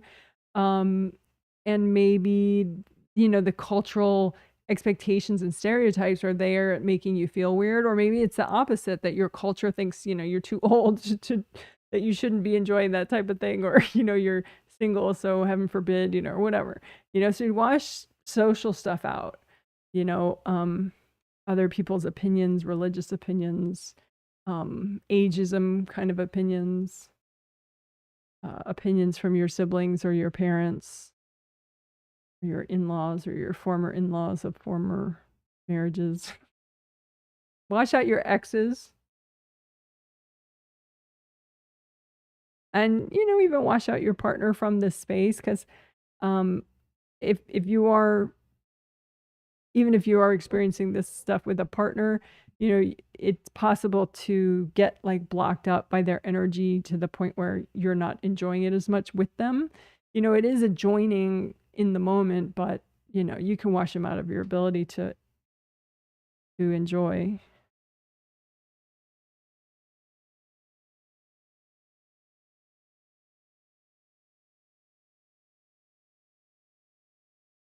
And, maybe there is some fear that you have. I mean, that is included in the baggage, but maybe, by mentioning it in particular, it might help to clear some of it. So you can lift out any fear baggage that's in any of these stages, and just wash it out with gold light and melt it away. Lift out any fear baggage, wash it out with gold light and melt it away.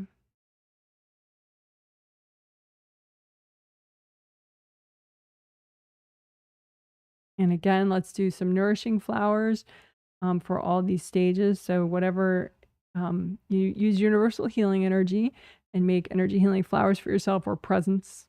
If you don't like the flower image, some kind of present for yourself, out of universal healing energy that will help you nourish each of these stages for you. And say, angels, can you check my flowers? And just go ahead and nourish yourself in all these stages. And just let yourself receive and be nourished.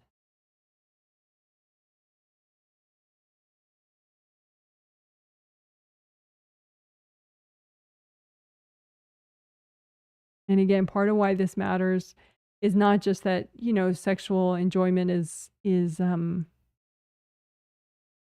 something that you're entitled to if if and when you want that, but also that it's intertwined into so many other aspects of life, like emotions, mental clarity, quality of sleep, the ability to relax and just have fun in other ways. Good stuff. Good job, good job. Woohoo! Yay, good job. And of course, baby step progress, you don't have to be perfect in a day. Just, if sometimes things like this, well, in general, really, but including things like this, gradual consistency over time, just working this more and more can help. So good job.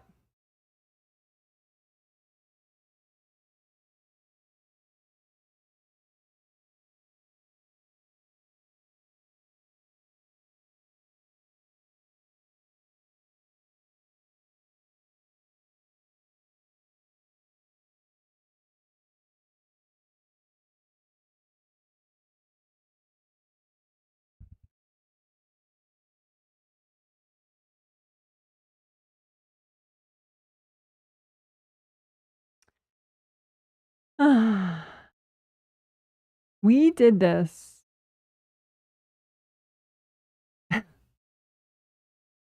Hello, body hair. A lot. We did this in the healing 3 days ago.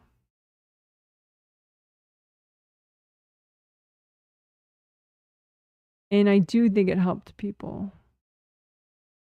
I think it can help sexuality, but also lots of things. So we're also going to do the peripheral blocks, but just so I don't have the words over an important part of that person's body, I'm going to just say tummy meridians, including, let's say,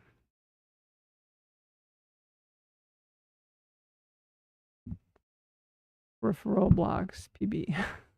Okay. Tummy meridians, including peripheral blocks. So peripheral blocks meaning, you know, energy blocks, not only right in front, that would be core blocks, but peripheral blocks would be more the outer part of the auras. So if we clear more of those, then that takes pressure off these, and these will clear more easily, and then that takes pressure off your... Okay, let's do it.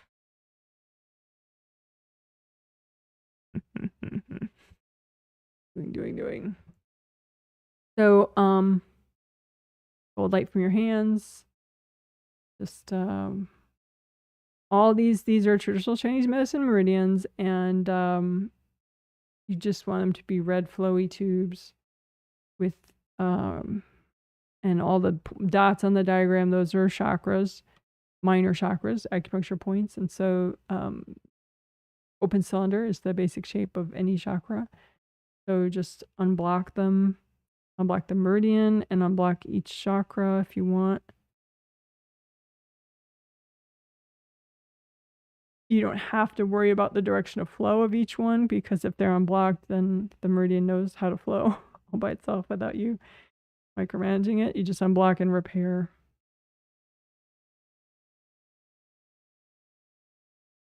But for your information, I'll link below the 12 meridian videos.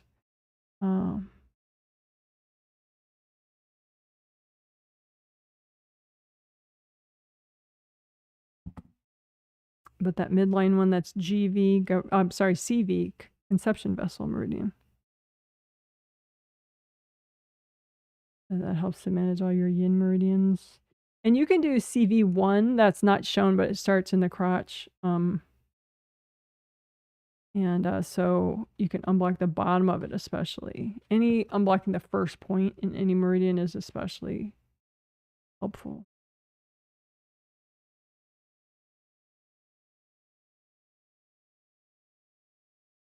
You can say, angels, if there are any invasive beings in the way of this repair and unblocking, can you please recycle them?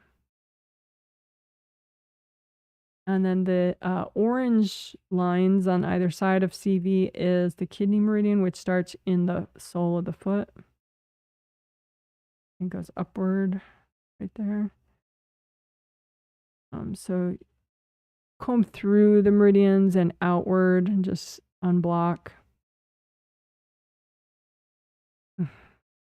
So energy blocks, you want to melt the ones right here, but also the peripheral blocks that are further away from the meridians. I'm just going to bounce around and do different meridians in different parts of the auras. Too, you can like isolate the particular aura that relates to that meridian. Each of these meridians has its own Wei Qi aura. There are 15 Wei Qi auras. So the CV meridian has its own Wei Qi aura. So you can look at that. Imagine that the Wei Qi aura goes all around you. But you can especially notice the part right in front there. And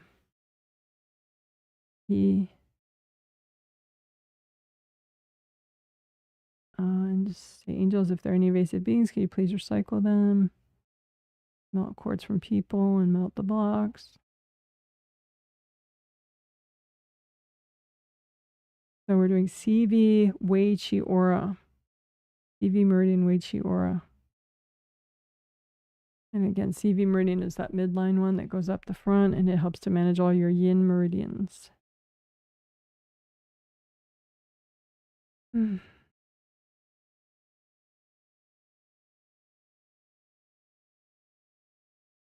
Again, melt away the peripheral blocks in your CV meridian Wei Chi aura. So that would be, well, we're doing specific peripheral blocks would be anywhere around the CV meridian Wei Chi aura, but we're doing specifically right in front of the tummy meridian area.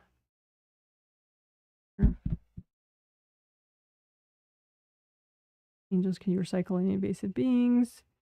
And then melt quartz from the people, and then melt the block.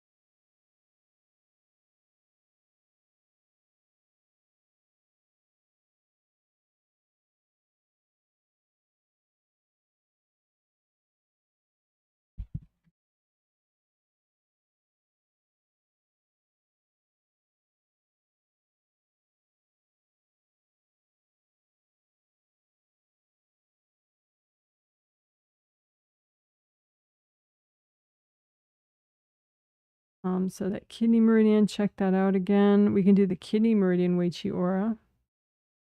Just comb through the front there of the kidney meridian Wei Chi aura. So kidney meridian is that orange line, starts in the sole of the foot. Comb outward, comb through it and outward, and just gather up all the blocks. The angels, can you recycle any invasive beings? And melt the quartz from people. Melt the blocks.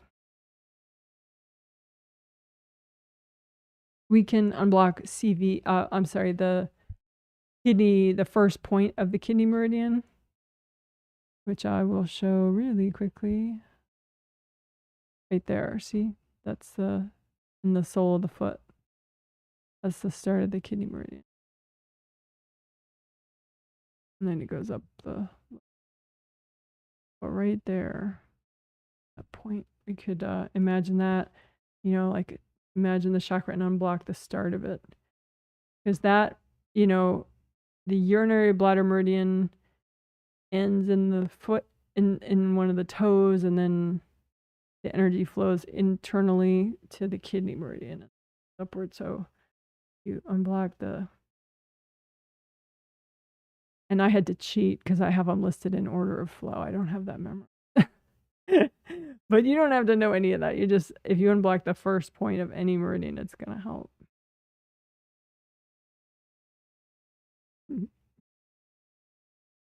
So we're unblocking that first point, the kidney 1.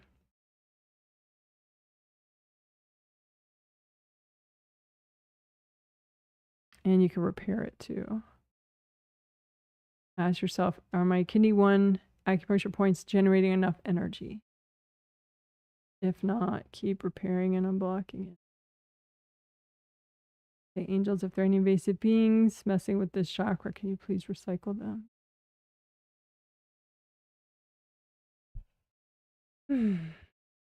All right, great job. So let's go back. All the tummy meridians.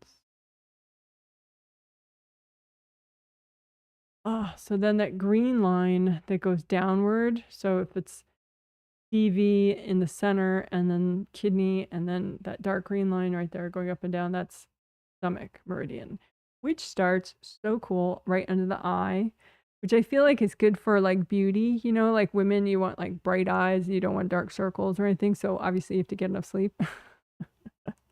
That's the most important part. But I think it does help, like, you know, brighten up this area, like visually, if your stomach 1 is nice and unblocked, stomach 2, 3, and 4. So we could geek out and show that, I guess. The stomach 1, 2, 3, 4.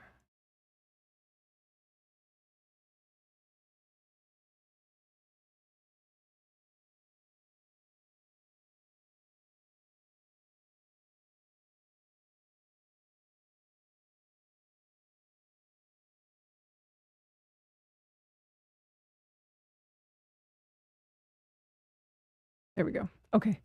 So see under the eye right there, that dark green line, right? So it goes down, stomach 1, 2, 3, 4, and then it goes up, and then it goes down. That's where we see it in the tummy meridian area. But we could just unblock stomach 1, And then we'll go back to the stomach part in the tummy meridian area. So imagine like, like a chakra, and just unblock the whole thing, repair it, unblock it, but especially, right at the start of it.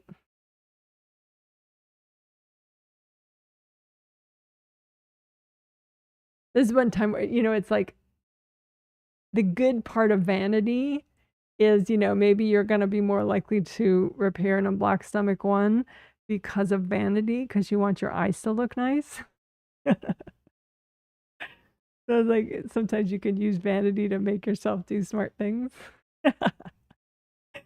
Like you want your glutes to be strong in order to avoid, to lessen the chance of back injuries. But also having strong glutes makes your butt look good. So again, vanity. You use your vanity to motivate you to do something smart.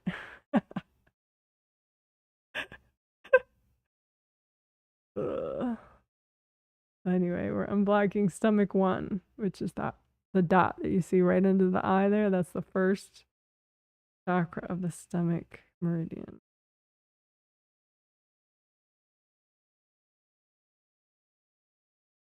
Repair it and unblock it. You could have like hard objects stuck in it, so just burn all that out with gold light. The angels, if there are any invasive beings messing with these chakras, can you please recycle them?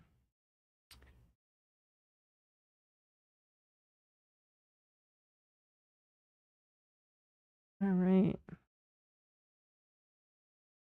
So then it goes along the jawline. So if you want a nice jawline, maybe, maybe stomach meridian will help you. I don't know that it would, but maybe. So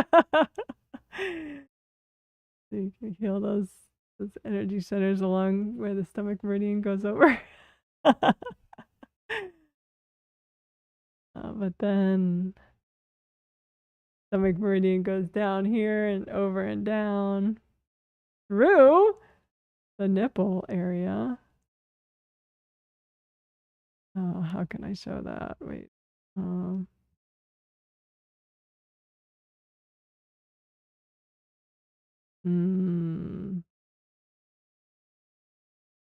That's too complicated. I'll just go back to the tummy meridian area. You can look when I link later. I'll link the different videos. You can watch the tummy on your own. Anyway, so that dark green line that's going downward on both sides. Just unblock it, comb through it, comb outward into the inner or core areas of all your auras, and then the peripheral areas of all your auras. Just unblock, unblock, unblock. Take pressure off your tummy meridian so that they can work better, all those little adorable energy centers.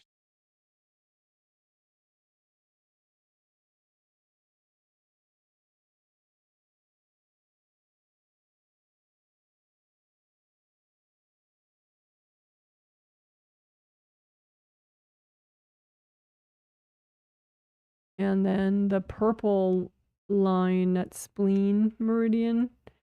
So that's sort of almost the tail end of the spleen meridian. If we, oops, no, yeah, it'll be too complicated, but it ends somewhere around here. So that's almost the end of the spleen meridian. Comes down from, so anyway, we'll just heal these couple. We can see spleen meridian.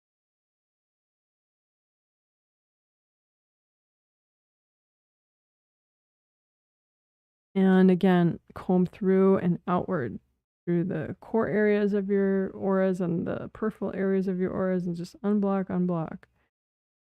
When you melt away the blocks in the outer areas, it takes pressure off the inner areas. Then you melt blocks in there, and it takes pressure off the meridians and the chakras.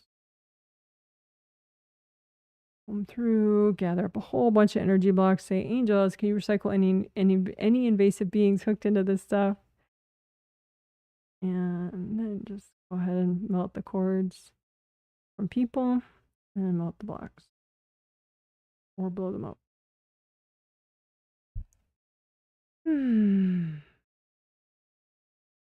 And we could do a little nourishing too. Go make energy healing flowers or presents in some other way out of universal healing energy.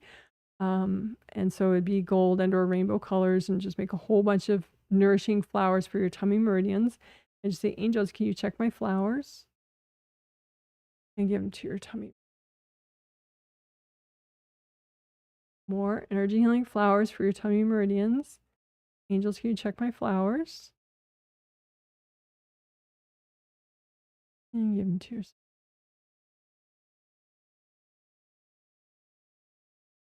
And if you wanted to do more later, you know, if you're in a really geeky mood, you can do extra just those particular Wei Qi auras right there. So the CV meridian Wei Qi aura right there in front of those meridians, the the kidney meridian Wei Qi aura right in front there, the stomach meridian Wei Qi aura right in front there, and the spleen meridian Wei Qi aura right in front there. Unblock and nourish those auras extra right there. All right. Kind of a speed round of that. All right. Good job. Good job. Good job. Woohoo. All right.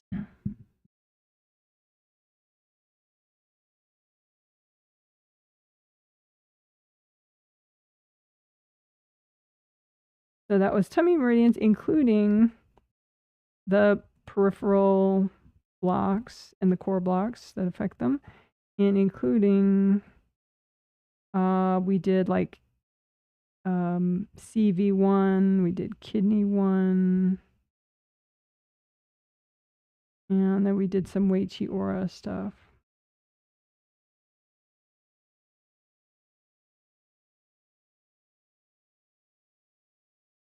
Unblocking those particular tummy meridian Wei Qi auras in front of the tummy meridian area. So how about that? A nice little tummy meridian geekathon. Oh my goodness. All right. So I think we are ready to. It's more than enough. So we'll just do a little comb through, finish up, clear a couple final blocks, stuff like that.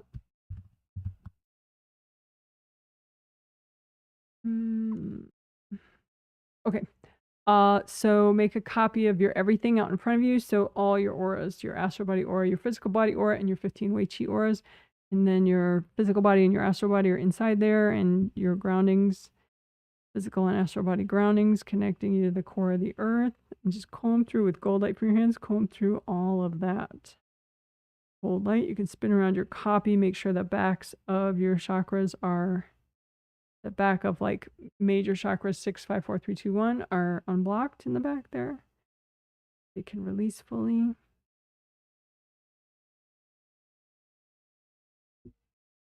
Come through the backs of all your auras, make sure they're unblocked enough. In the back of your grounding.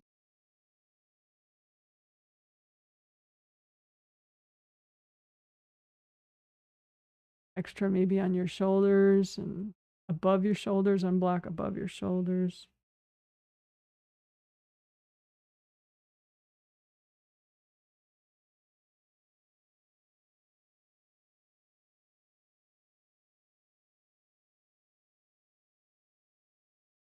Head. Really all your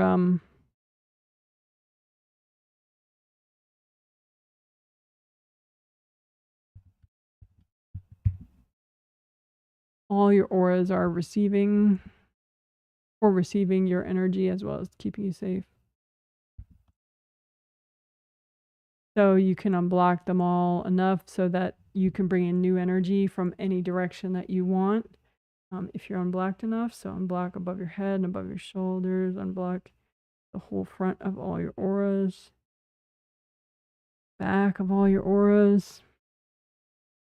Unblock it enough so that you can bring in all the new energy that you might want to bring in, and unblock the bottom of all your auras so you can bring in enough earth energy and release well.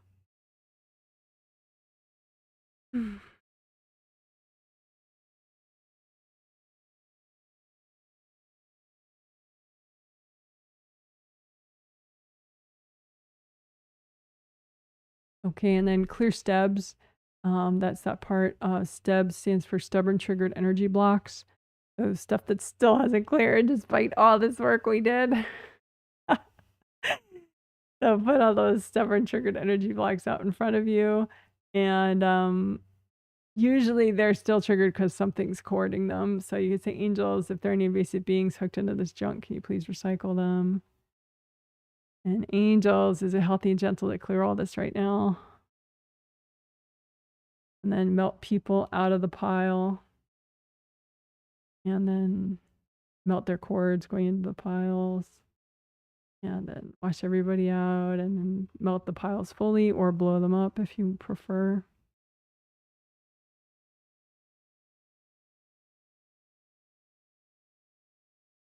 Now you do that one more time. Put out in front of you any energy blocks that are still triggered for some reason. And then say, angels, is it healthy and gentle to clear all this right now? Angels, can you recycle any invasive beings hooked into this stuff? And then melt cords from people going into these blocks. They may be subconsciously cording them. And wash everybody out of the piles. Hold light from your hands. Melt the blocks or blow them.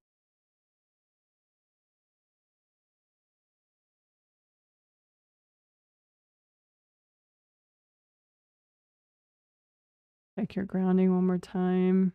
Check your tummy meridians. Home in front of your tummy.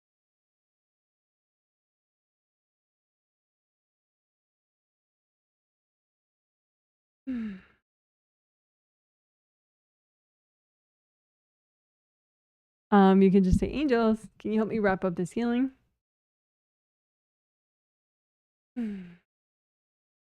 Angels, can you help me with my emotions and my sexuality?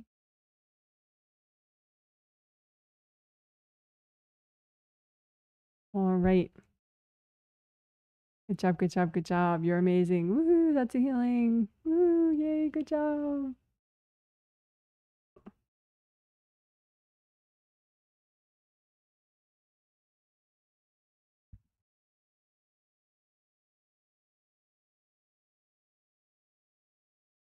Okay, so the healing is done.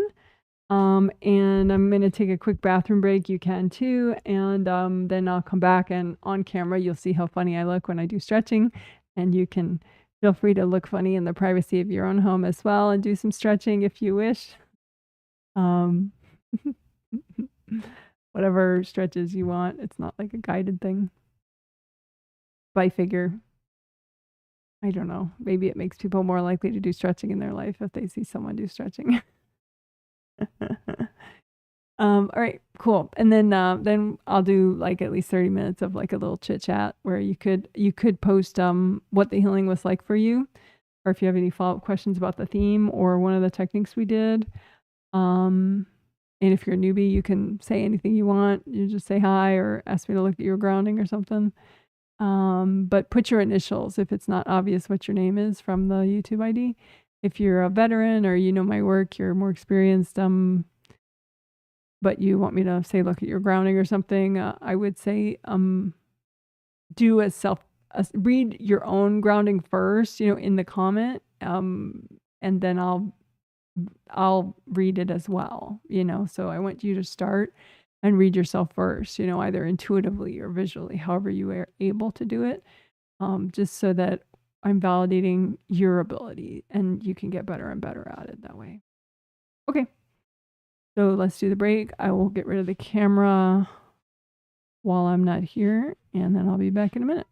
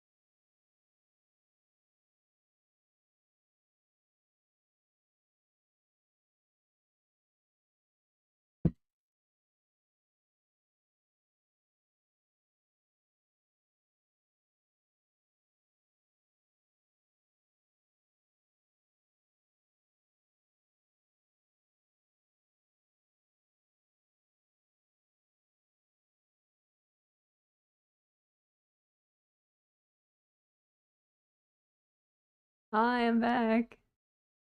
So now I'm going to do stretching for a minute, and if you want, you can do your own stretches, whatever is gentle for you. Stretching is good to do.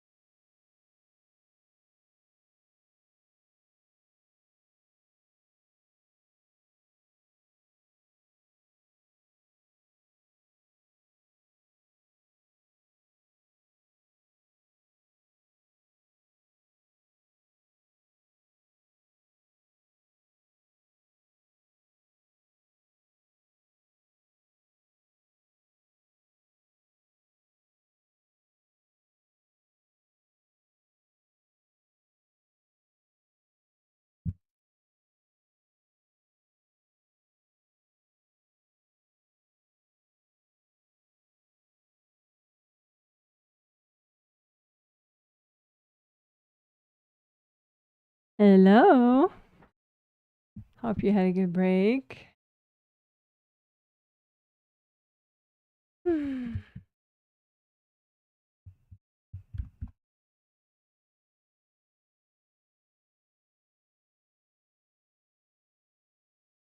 Alrighty. So I'm looking for chat comments I haven't read yet. It says, hi, Janet. Thanks for the healing. 104 degrees, 71% humidity in Qatar. I think that's one of the first weather reports you've given me in a live stream. So nice of you. Interesting. So 71% humidity, that's hardcore. So it probably feels like 130 degrees or something, right? With all that humidity. 104 degrees. And you put it in Fahrenheit for the backwards country of the United States. You're so nice. So, okay, so 104 Fahrenheit, that would be like 40 degrees Celsius, something like that. Wow.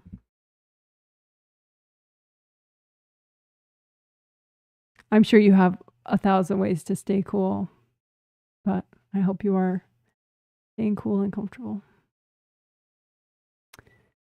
And thanks for the weather report. That's fun. And I'm glad you like the healing.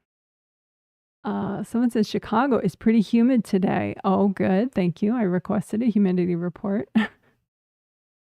You're mentioning your spouse and you were both being heat babies at the farmer's market today. Heat babies. What does that mean? Meaning you were complaining about the heat? What is a heat baby?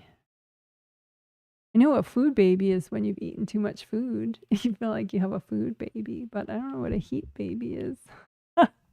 You'll have to tell me what that is if you're still watching.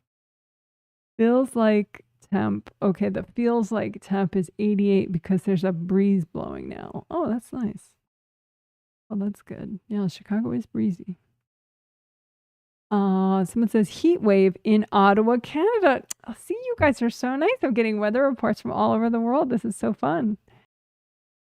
A little heavy on the US, of course, but everyone else too. Thanks for chiming in with the weather. That's cool. Heat wave in Ottawa, Canada, 96 degrees Fahrenheit. And you now, do you guys aren't on Fahrenheit naturally, are you? No, you're not, because I remember one time you got real confused and you. Yeah, well, that's nice. You're accommodating the backwards United States Fahrenheit temperature system. Heat wave in Ottawa, 96 degrees Fahrenheit, no breeze. But we're by the river, cooler doggies, happy me. Oh, you're in the river. You're literally in a river right now. Well, that sounds pretty fun. Well, good for you. You're very creative and staying cool. Thanks for the weather report. Heat wave in Ottawa, Canada, though. That's a trip. Someone says, thanks for the base of the skull healing. Yeah, this is not always cool. Having been having headaches whenever I look at my phone, and these always help. Very interesting. Oh, you know what? I got I'll show you. I got this cool thing on Amazon. Yeah, we'll have show and tell. Let's see. I'll show and tell for like neck stretching. So hold on, I'm gonna get something.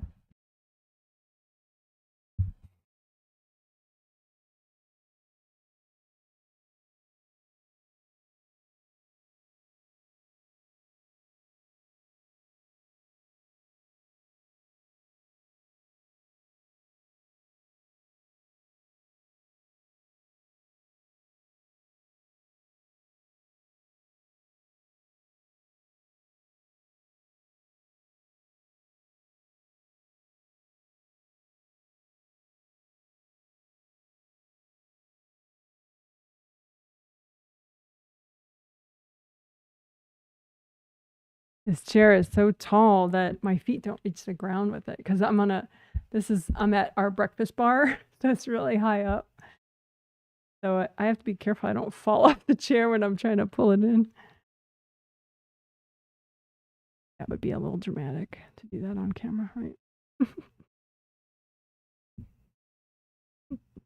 Okay, but anyway, so this is like it was only I think $20 on Amazon, and I could post the link if somebody wants it, but I mean maybe like I don't know. I mean, I don't know if you'd have to consult your chiropractor first before you do it, but maybe that would be a good idea if you have a chiropractor. But apparently doing it this way is more gentle, and then it comes with instructions, but this way you don't start that way. You start this way where it's like this part is lower on you. So, and you like lower your head onto it. You know, you lie on the floor. You put this on the floor, you lie on the floor, and you lower your head. You hold your head and ease it into it. And then it just like basically holds your neck in an arch position, and you do it for like 5 minutes, you know, only.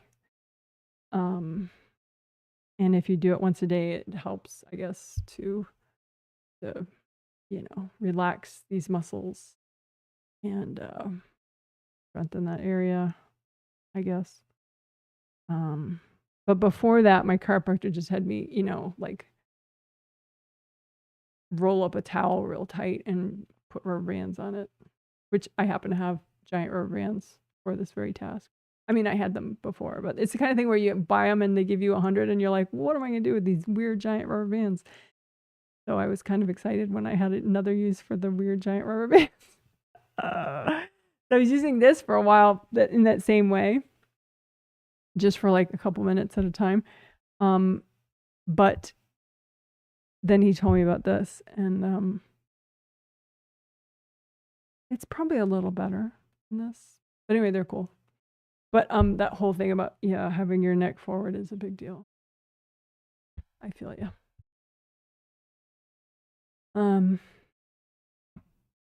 Anyway.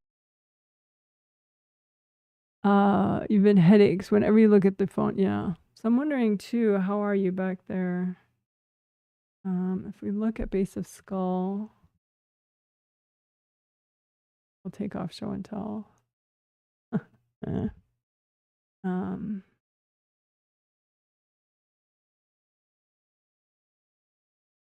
you're a little tight there, meridian wise. I would say the GV is the tightest, but then the others are pretty tight too. You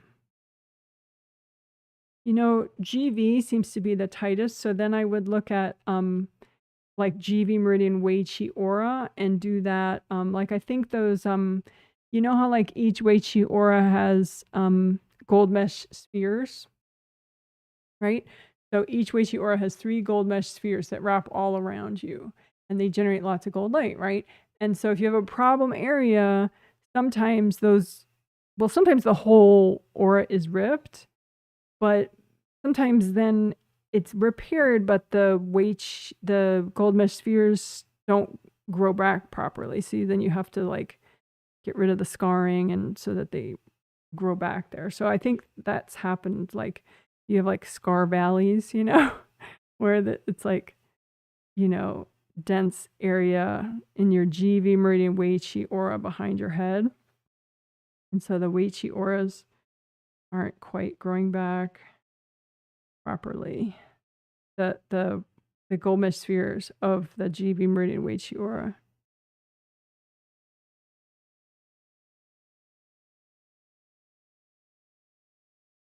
And then if you check your good karma windows, you know, because like if one's damaged, letting in a lot of drama, then it'll tighten up that whole area.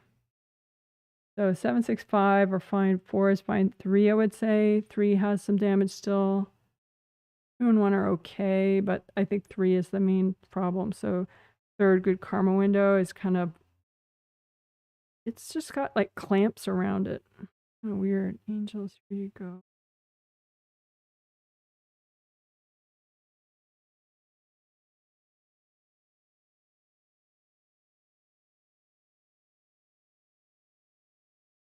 Yeah, see now it's not letting in any junk. So yeah, I think those 2 things is what you needed.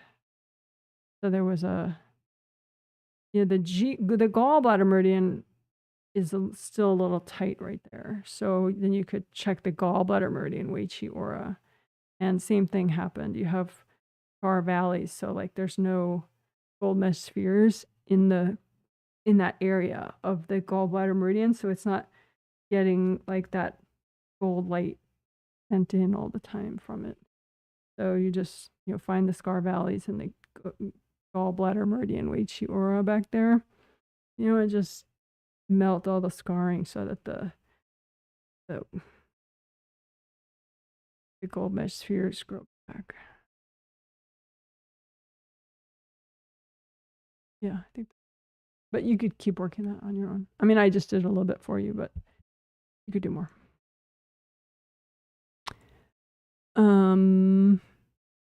So hope that helped. Somebody says Chicago is pretty humid today. Oh, let's go back to just regular. Oh, I read that one already. It says, thank you, Janet. Feeling mellow. Oh, after the healing. Had been feeling a bit triggered since last night, but tummy meridian work helped. Seems like mom and sister-in-law in my space, correct? I'm feeling way more ready to move than before. And your spouse is also ready, but he gets super triggered when we talk about logistics and also about money stuff for move in general. I would say watch, you know, do park bench for it. You know, like park bench communication. Don't like look right at him when you're talking logistics. It's like he'll kind of get triggered and then you just keep staring and it's like then he feels more like overly vulnerable about it. Whereas if you're just, you know, as if you're both sitting on a park bench, then it's like it's just more chill, you know. So then if he gets triggered, you're just like, don't you know, I'm ignoring this, you know, I'm just giving you space. And then, you know, you could maybe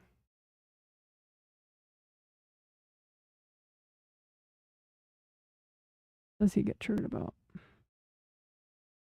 I think his mom jumps into his space sometimes when he's thinking about all that. Is his mom in heaven? Whichever. Oh, his sister? Maybe. Yeah, his mom is in heaven, so it's not her. Yeah, she's like cheering you on, of course. She's cheering both of you on. Yeah, I guess it is your sister-in-law. Jumps into your husband's space because they're siblings, and that's the fun of siblings. So yeah, if you just, kind of chill out for a sec, then he can get his sister back out of his space, and then you guys can keep talking.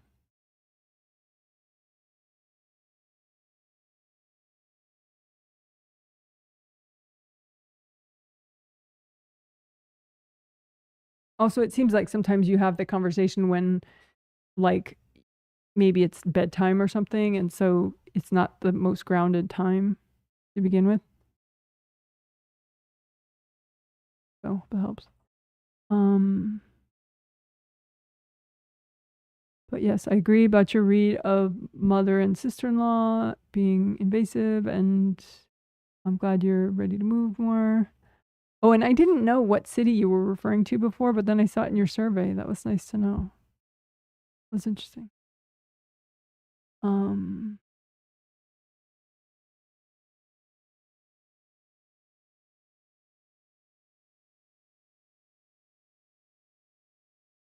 But yeah, so oh, so you say looks like past life stuff for him and mom, his sister in his space. Is that right? Your mom and his sister. I think it's mostly his sister. But yeah, you're right. Yeah, your mom and his space. No, I think she's focused on you.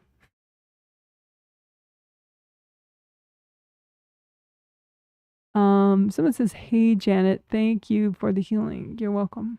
During the healing, I was at the grocery store and only got myself these yellow flowers. Oh, isn't that cute? Feeling grateful for myself. During the tummy healing, both my boys started complaining about a tummy ache. Found that a bit weird. Maybe they finally got washed out from mine and they felt the change. Isn't that fascinating? They didn't get the healing. For other people, you know that, but other people don't. I asked their angels for healing and blessing. Aren't you the smart mom? Look at that. That's very cool. Yeah, I think they were just more present in their own tummies when you were healing your area. That's very funny. It is ultimately really in their best interest to be more in their own tummy. So just, you don't have to feel guilty about that. You have to carry their garbage in your tummy so they don't have tummy aches. That's not how this works. It's good for them to, to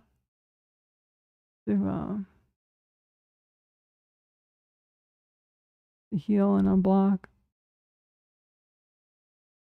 Yeah, that's all it seems. It seems like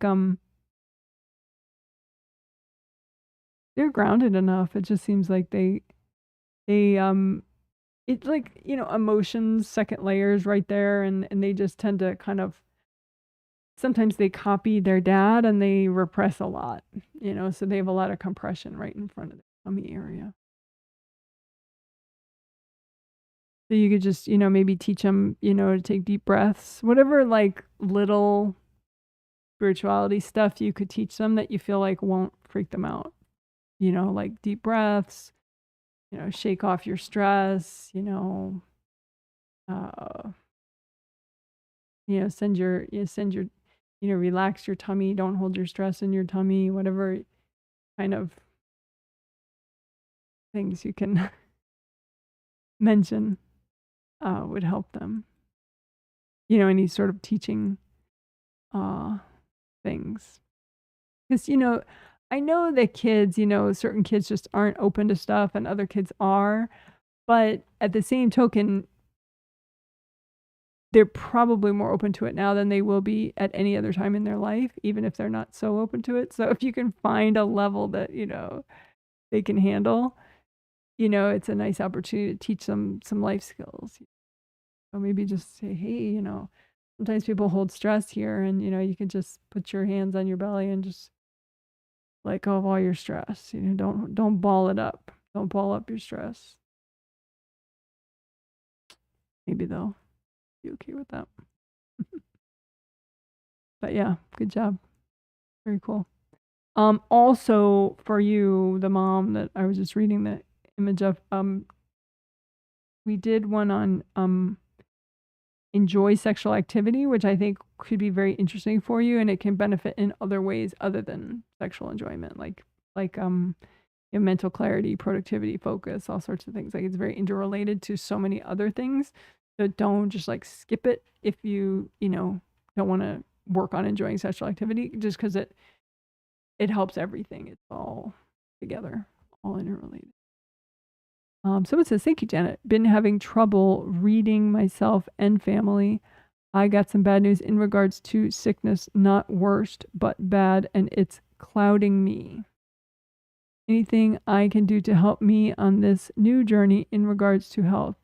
Same with your spouse. I don't feel the support that I believe is needed. Well, yeah, that's not new.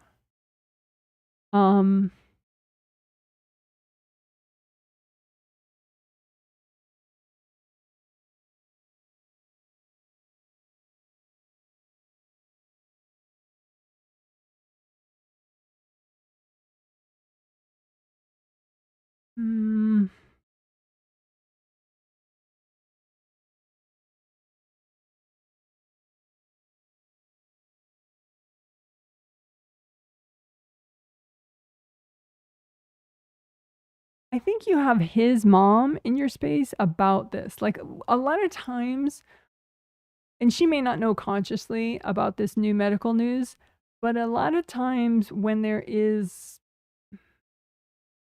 like a big, big medical news, we'll say, even good big medical news, like say you got pregnant and you're really happy about it. And, there's nothing particularly wrong with the pregnancy at this time, and so it's like a good medical news. You can still have people really in your space about it, but if you have medical news that most people would consider not good, then it's even more of a thing where people might pile into your space over it for whatever their personal reasons are. It a lot of times doesn't really have to do with you. It has to do with their own fears and their own dramas and whatever. So I think that is mainly the biggest thing right now is just get everybody out of your space regarding this medical news. Because I think that on an astral level, you're ready to face this medical news and step forward and make your baby steps and, progress with your life. Whatever that means, but I just see it's like all lined up for you. It's like you're like, this is okay. But it's sort of like in a football game, the I'm gonna show my total lack of football knowledge. But like, okay, like the quarterback throws to the receiver. There we go. And so then the receiver catches the ball and then he runs with it, right? But everyone tries to tackle the receiver, and keep them from even catching it. But then once they catch it, it's like open season on him and everyone tries to clobber him, right? And so it's kind of like that. Like you've caught the football and then like she means well, but like your mother-in-law is like totally like clobbering you in your space. And I think somebody from your side too, I don't know if it's like a genetic relative or just a good friend of yours, but like, people can get a little bit much with their, either it's sympathy or like, oh, I'll help you, or their own fears about their own mortality, whatever it is. So you're kind of like being clobbered a little bit. You're being tackled. But they definitely don't mean it in an aggressive way, but it's blocking you from finishing processing this medical news. So just that invasive people room technique, that one could be fine for this. Or you could just imagine, you've caught the football and see who's trying to tackle you and just, lift them out with gold light, give them to your angels, just so you can like walk on the football field or whatever garden you want to imagine. But yeah, I think at this point it's just people in your space. As far as your spouse not being supportive, I mean, of course, that's not a surprise for you. That's pretty on brand for him in recent past. Um,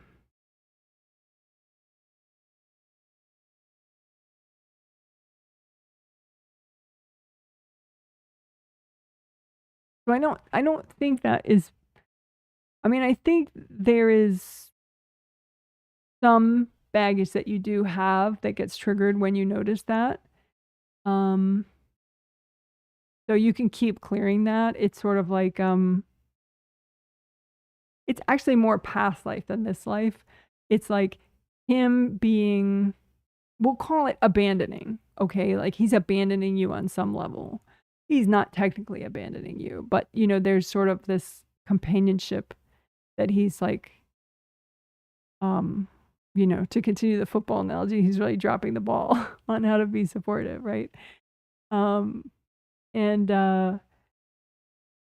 but it's triggering baggage of other past lives with other partners where you were like literally 100%, 1,000% abandoned. You were abandoned by like your spouse and their entire family, or like different large scale abandonments that you haven't finished clearing all the baggage from.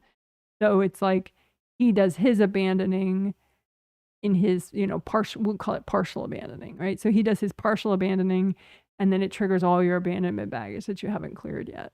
So I've probably mentioned that before about, past life baggage clearing, but I think in this situation, you could just do more. Just any past life abandonment baggage, anything that gets triggered when he does his partial abandoning thing. Because I think the more you just work that, then I think that helps him as well to face you again, because he gets triggered by your illness and he gets triggered by your vulnerability. Like if you were like this much vulnerable, like, maybe you sneezed, he would get you a tissue.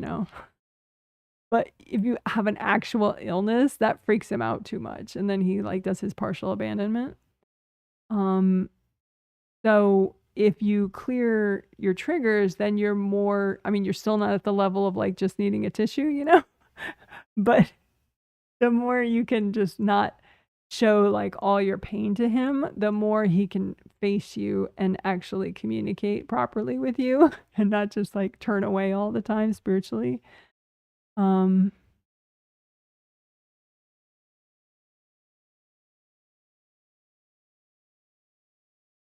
So I guess if you want, I mean, you can try to be,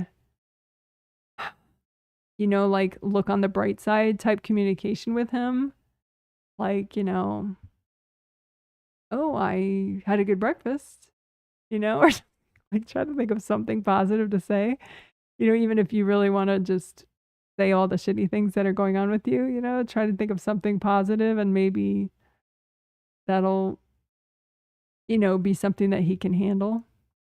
Because he's sort of like allergic to your grief and your sadness and your hardships, which, that's the thing.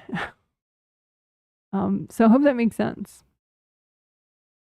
You could ask him, I could ask him that.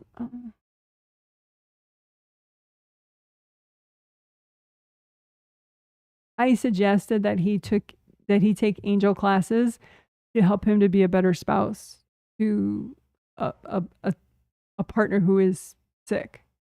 And he said he'll take those classes. Maybe through those angel classes he'll learn to not be so avoidant when you're not, feeling fantastic. Hope that makes sense. So yeah, as far as just you, yeah, just keep clearing people out so you can finish processing. Because on an astral level, you've processed the big medical news, but on a in-body level, there's still, you just got everybody in your space, and then you have him partially abandoning. So it's like this weird combo. So just clear everybody out, and then clear your baggage about his partial abandonment stuff. Clear whatever baggage triggers when he does his partial abandonment stuff. If that makes sense. And you can just do that with blanket exercise. All right. Somebody says, thank you, Janet. Been feeling still very out of my body. Was wondering how many chakras I'm in now. I think only 7, 6, and 5. 7, 6, 5, 4. 4, you're not very comfortable in it, but you are in it. I can see why you would say only 7, 6, 5. But yeah, you're in 4. It's just sort of like being in pants that are too tight. It's like, you know, but you're there. So you look at like how far you're in, and then you look at like, okay, so the problem one is 4. If 4 was comfortable, then you could start getting into 3. But 4 is not comfortable. You're there, but you're like, ugh. So, you know, you're not going to be able to get into 3 if 4 is that tight. So then you look at, okay, well, why is 4 so tight? You know, and if you look at like your 4th layer in front of your 4th chakra, astral and physical, there's just blocked like right here, right in front, like right where my microphone would be.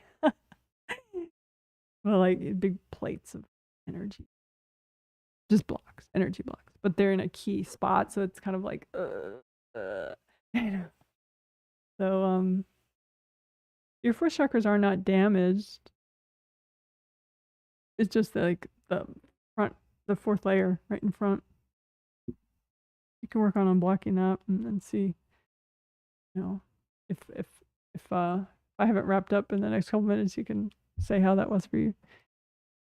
Hope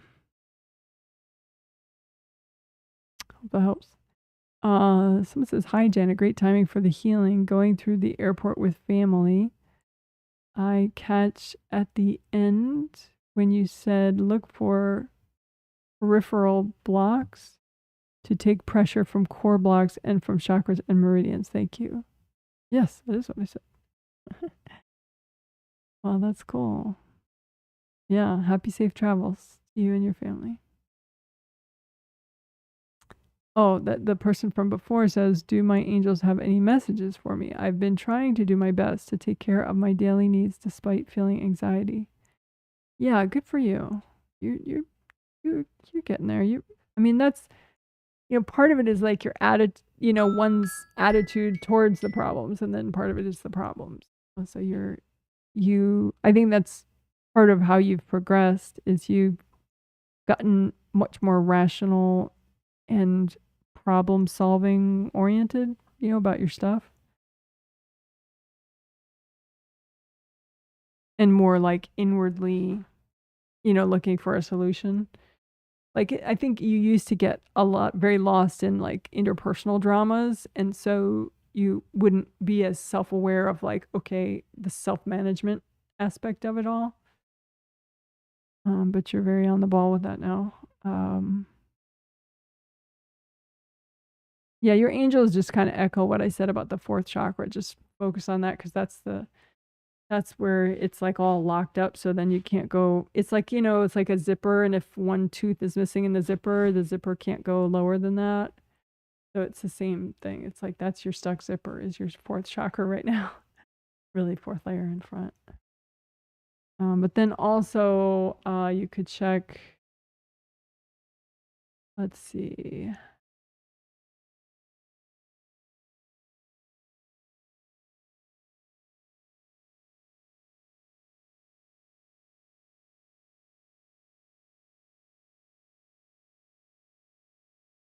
So, you know, right around the 4th chakra, you know, that the 4th chakra is right, you know, in that E of self-assessment right there. That's right about where the 4th chakra is. Maybe that's the top of the, yeah, that's probably the 4th chakra right there, just above the E and right where the E is in self-assessment. So then, you know, the chakra's right around there. So CV, kidney, I mean, the meridian's right around there. So CV meridian, kidney meridian, Oh, that's the end of the kidney meridian and the stomach meridian, right? So you could also work those particular meridians, those parts right there, and then the Wei Qi auras right in front of there. Your CV meridian right in front there, I would say that's a good one. The CV meridian itself to work right there, and also the Wei Qi aura of the CV meridian. You have a lot of like gunky tight stuff. You could do the periphery blocks and then the core blocks of the CV meridian right in front of your fourth chakra in that whole area. And then the stomach meridian, is all around that. It kind of frames the whole area, right? And so you have some big blocks there too in the stomach meridian Wei Qi aura. So you could do the unblock the peripheral areas of the stomach meridian Wei Qi aura, and then the core areas of the stomach meridian Wei Qi aura. Of course, it goes all the way around, so you could look at the whole thing too if you want, but especially right there.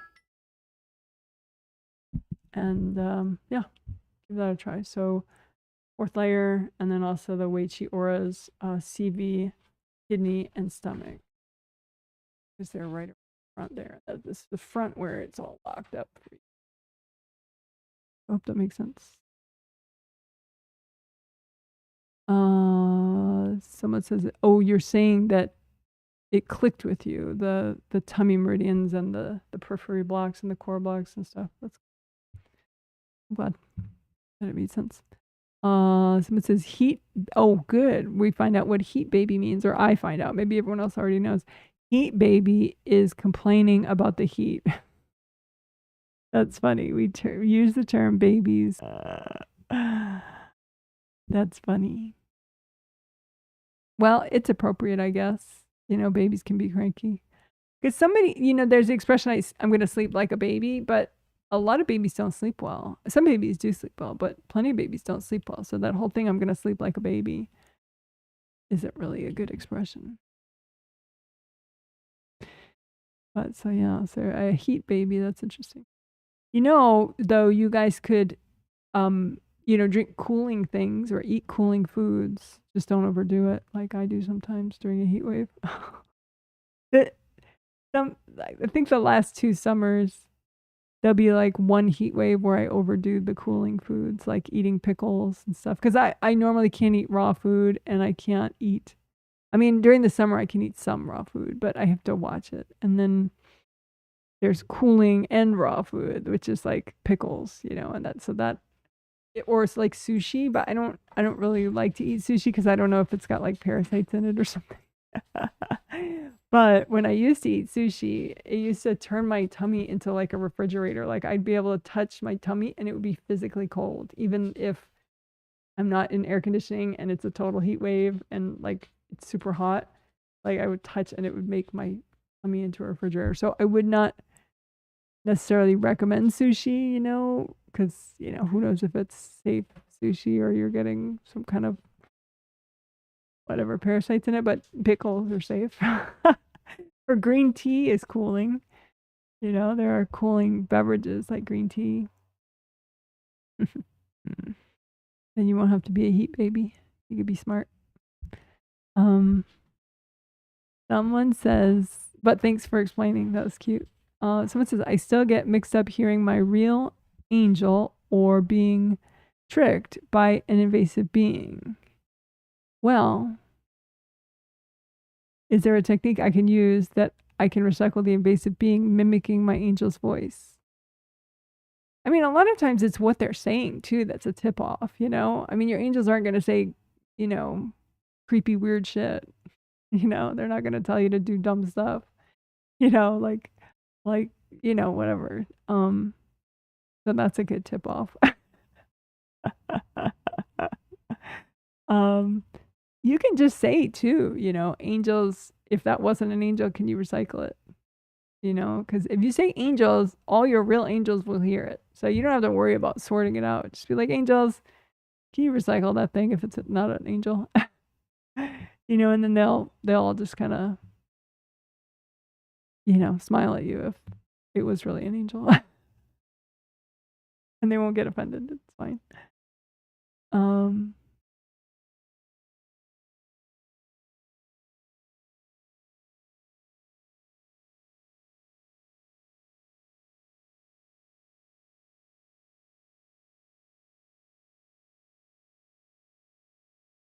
Yeah, I see. You do have some invasive beings that like pretend.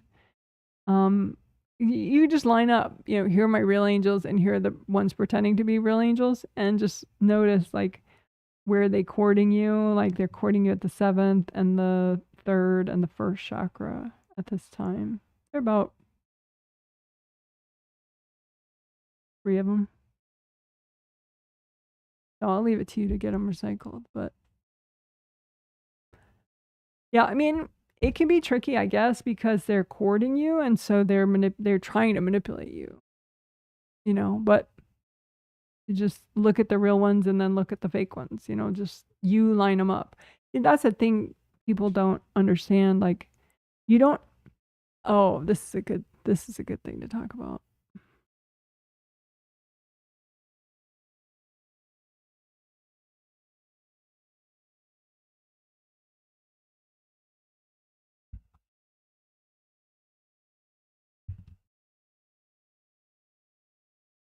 Okay. So clairvoyance is looking, and well, how I use clairvoyance is looking or seeing. So you're reading, right? You're reading, like you're seeing. Like I can see my laptop in front of me. I can see a light. I can see the kitchen counter. I can see, whatever, AccuDoll. I can see AccuDoll, right? But I'm not waiting to be handed an image of something, right? And so sometimes how invasive beings can trick you is if you're not seeing on your own, you just wait to be shown something. So I get an image, if you just wait and suddenly there's an image in front of you and you're not actually going, oh, I'm going to look at this. And then you line it up in front of you and say, I'm looking at this, If you're not doing any of that, you're just waiting for passively for some image to pop up in front of you. You're kind of an easy mark for invasive beings, because it's very easy for an invasive being to show you anything, show you an image of themselves or how much they're helping you or whatever, and yes, angels can show you images too, but if you look for yourself, I mean, if you see an image, then you got to use your intuition and be like, okay, did an angel show me that, or is that an invasive being showing me that? But if you're looking for yourself, I mean, sure, it may not be, Technicolor movie gorgeous, it may just be like the shadowy vision that, you're not, maybe you see like all black and then you see an outline, and that's how clear your seeing is. But it's still you seeing, which is cool, so you can look at your own grounding and see, oh yeah, it looks like the center part's locked up. Oh, let me unblock that. Like you play with what you can see. So then you look yourself and you line up your angels and you line up the fake angels, and you're like, okay, I'm looking at the real angels and I'm looking at the fake angels. And then I'm looking at, well, okay, me, where are they courting me? Like, how is this so tricky and confusing for me? Oh, they're courting the back of these chakras, so it's not so obvious when I'm interacting with them that they're courting me, but I can see now if I look, that's how they're courting me. So then you just get them recycled, but it's kind of like you learn a little bit about how you can be manipulated. But if you just wait and be like, ask the being itself, like, are you an angel? Or you just, it's like, you don't have to be so passive and just listen to what they're saying and figure it, you look like, okay, real angels, fake angels, and just have a lineup. So if there are fake angels, you're going to see them right out in front of you in that area where you said, okay, I'm seeing my fake angels. Hope that helps. But worst case, if you don't want to do that, you can just say, angels, please recycle my fake angels. And likewise, if you if you are hearing unpleasant messages, like weird pervy messages or any kind of message, even a message about like, oh yeah, it's time for more cookies, that is not something an angel's going to tell you, then you can say, angels, can you recycle whatever invasive beings sent me that message? So hope that makes sense.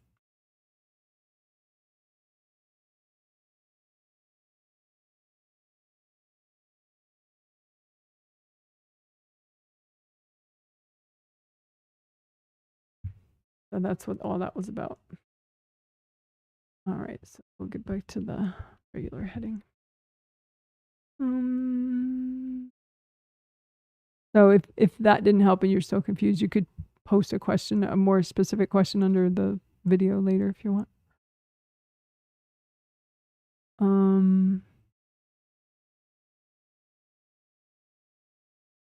This is, hi Janet, thank you. Today's healing is like a breath of fresh air. Oh, that's nice. I'm glad you like it.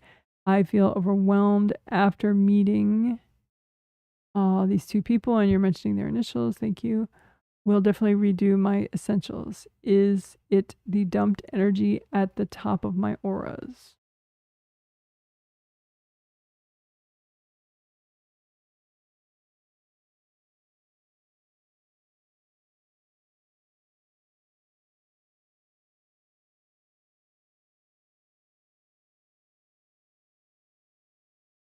Well, the second person you listed is a little bit more of the issue, I think. The first person you listed, they're kind of just standing off to the side. I don't think they were a big dumper.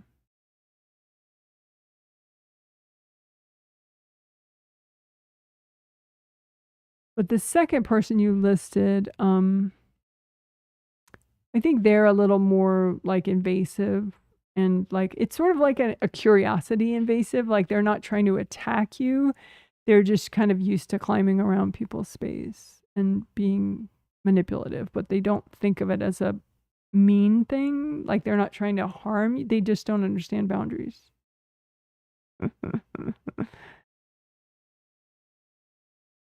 Like they probably really think they're being nice, but they're like climbing around your space and you're pretty sensitive. So it's very uncomfortable.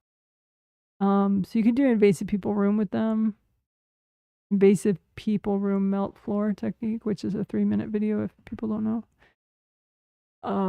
In my short video playlist, which is on my YouTube channel page. So yeah, I think that's that. Hope that helps. So yeah, I don't know. I mean, you could unblock the top of your aura just for fun anyway, but I think the second one you listed is just sort of climbing all around. Sitting on your shoulders, sitting on your lap, sitting on, you know, hanging out behind your auras. For some reason, they're very curious about you, but I think they're curious about a lot of people like that.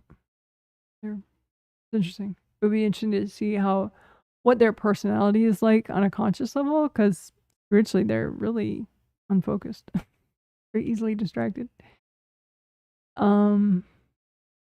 Okay, hope that helps.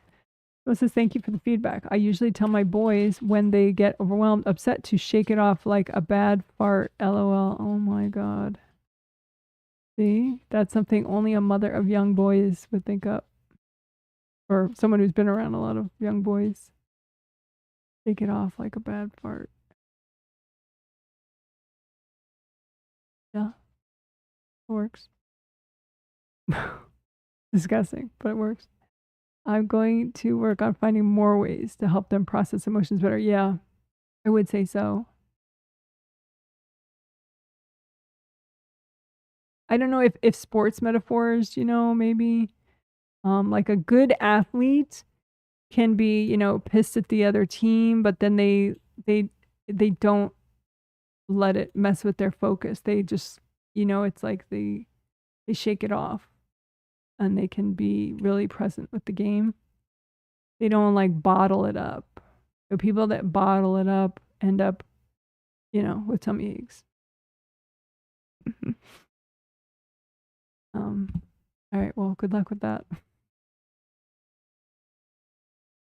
You have a better handle on what little boys are going to be able to process. Some people have kids that are just, you know, they just drink up all these spiritual terms just fine, but you may have to translate a little bit, sounds like. Hi Janet, thanks for the healing. Hello to you. Going back to work tomorrow, really. Tried to clear rad blocks and STEBs, but still not feeling like I'm hearing my angels. Also dropping off kid at college in 4 days. So many feelings. Is Janet's audio cutting out for anyone else? I'm not hearing half of each sentence. It's raining here, so maybe the problem is my signal. Audio was cutting out a little bit for me. closed out of YouTube and restarted, and then audio was normal. Interesting. You guys are both, I think you guys are both in Chicago right now, so maybe that's a Chicago thing.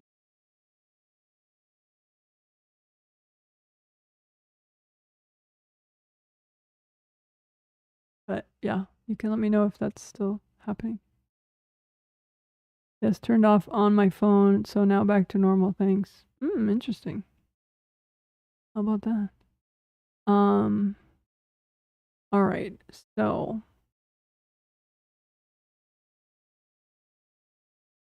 going back to work. Still not feeling like I'm hearing my angels.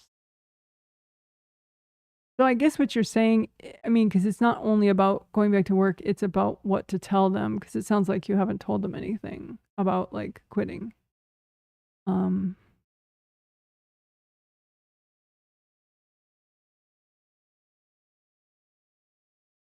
And you haven't made up your mind.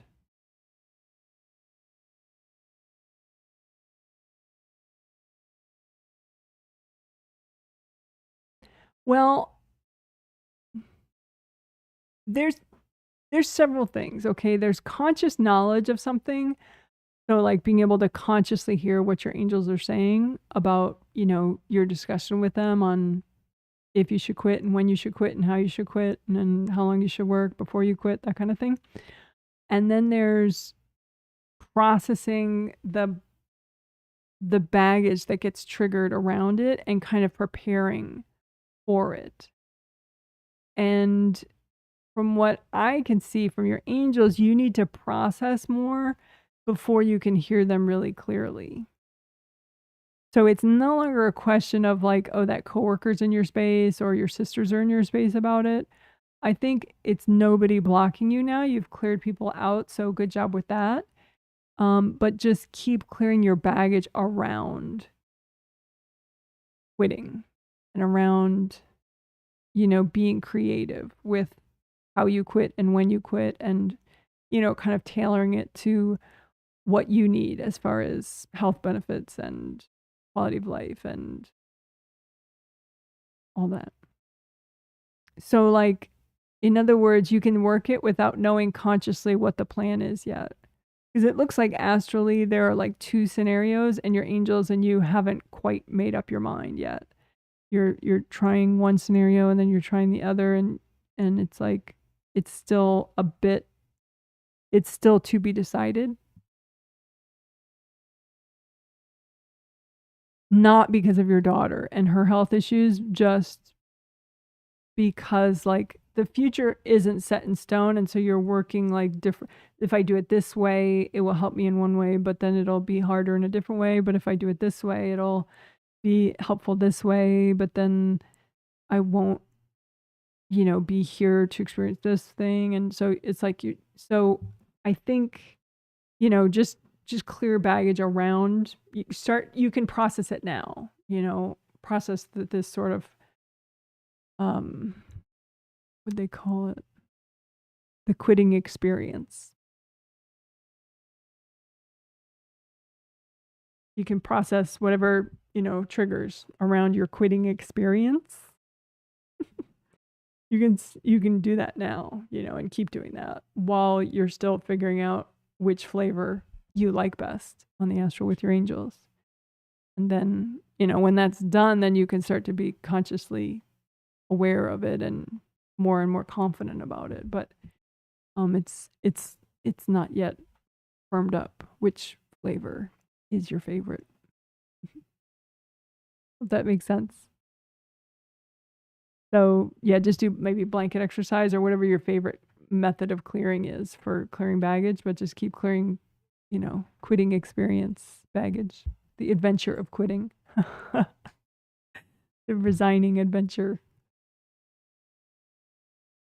Hope that helps.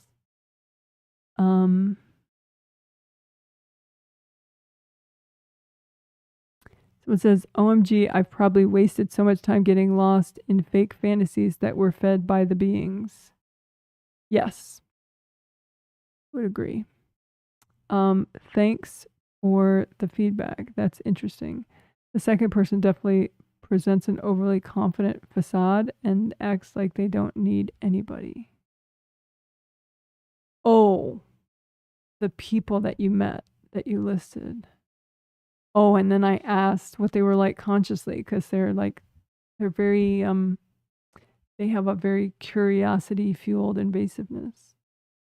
Yeah, so I was wondering if they had any level of focus. Definitely presents an overly confident facade and acts like they don't need anybody. That's interesting. Yeah. Yeah, so maybe yeah, they're very yeah, it's definitely a facade. They're very they don't feel safe around people, so then they try to figure everybody out so they know how to manipulate them. So it's sort of fear-based deep down. But anyway, that's not something that they want to be told. Just as a heads up. You can pretend you don't know. Just clear them out.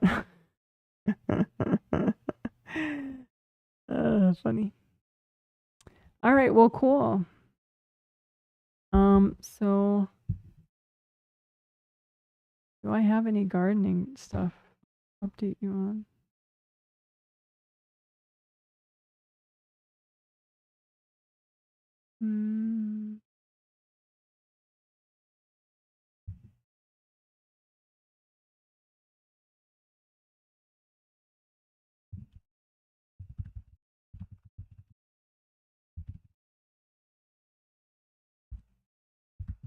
Yeah, I don't really have much. Gardening, I did some gardening yesterday and the day before, but not a ton. Did some. Echinacea, they're supposed to be so sturdy, but it's like, I think sometimes, gardeners, they'll be like, oh, everyone says that's easy to grow and I can't grow it. And so then they get all like down on themselves, like, oh, I'm a terrible gardener, I should just give up. It's like sometimes the reputation of a plant is not what you experience in your garden. Like for me, well, echinacea is supposed to be this really hardy plant, and it's cool. Echinacea is cool, but let's see if I can find an echinacea flower to show while I'm blithering on about echinacea. Echinacea is cool, but it's just not as hardy as it seems like the reputation would imply. Like if it's in a particularly dry area of my garden, it'll die or like almost die. It only does really well in like the best soil in my garden and with very regular irrigation. Whereas, and even like mature plants, but even like second year plants, and supposedly, once established, they're very drought hardy and tough and they live for 50 years. And it's like, really? I don't know. But here, I think I have a good echinacea one. Yeah, this one's cute. Actually, it's kind of funny.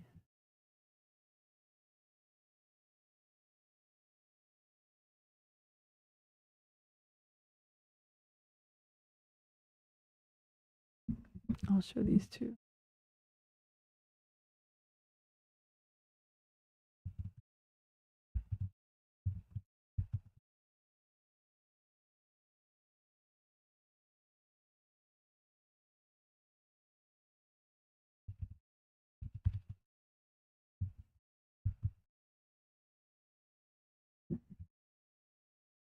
Give me a second to put them in the right folder so I can pull them up. But anyway, so I'm working on this one garden area, and it's just kind of slow growing because it's like there'll be like I found some buried plastic down there, like in that area. It's like, who buries plastic? Like a big plastic sheet, like solid plastic. I don't understand that, but whatever. That's the thing when you garden, like, it could be like 30 years ago someone did that and you have to dig it up because otherwise it's messing with the soil. drainage and everything. Always these interesting discoveries. Let's see.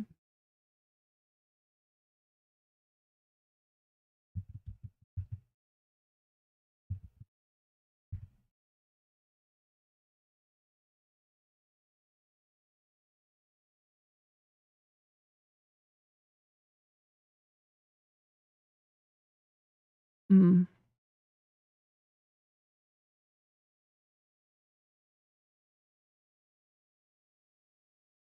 Sorry about the pause. Oh, wait.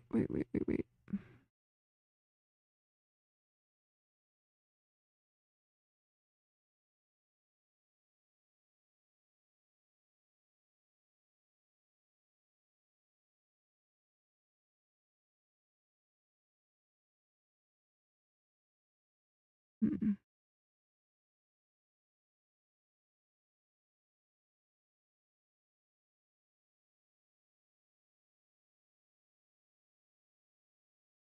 Mm.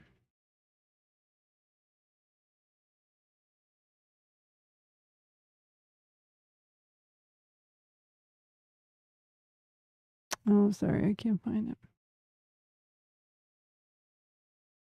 Thought I moved it. Oh, I know where it is. Mm-hmm. Okay, I can show one of them.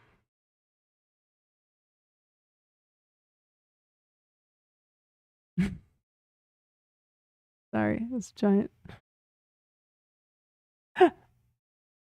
Anyway, I took a photo of it because there were bees sleeping on it, like a lot of bees sleeping on it, which is kind of funny.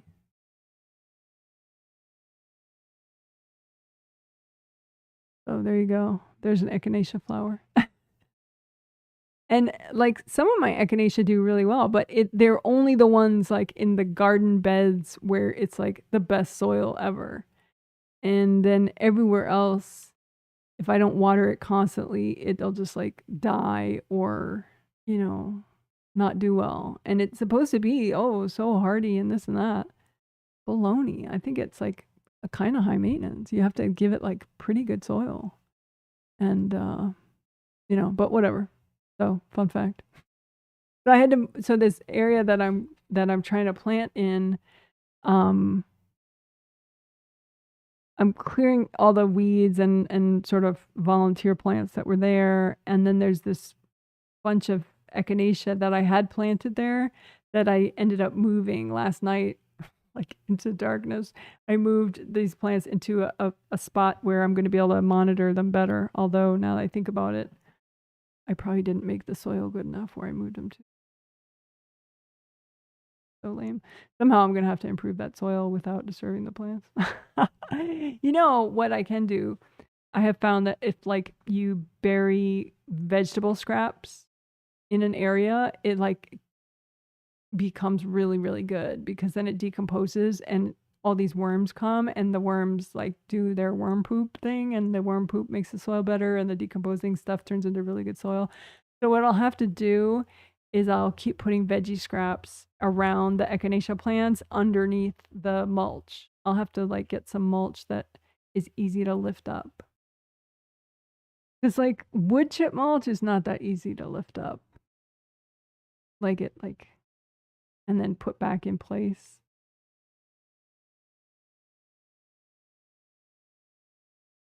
Because then you don't want to bury the wood chips in the soil because then as the wood chips degrade, they rob nitrogen from the soil if they're buried in the soil. So maybe I'll put, just in that one spot, I'll put like a leaf mulch. Like I have these leaves and I can mulch. I have a mulcher, like a leaf vacuum mulcher thing. And so I'll do that because the leaves are easy to push aside and then I'll put the vegetable scraps there and put the leaf mulch on top. And I'll keep doing that. So then that soil around the echinacea plants will become better and better and better and better. So that's what I'll have to do. But anyway, so then eventually the area that I'm trying to plant that used to have echinacea in it, I have a whole bunch of perennials I want to put there that'll do better.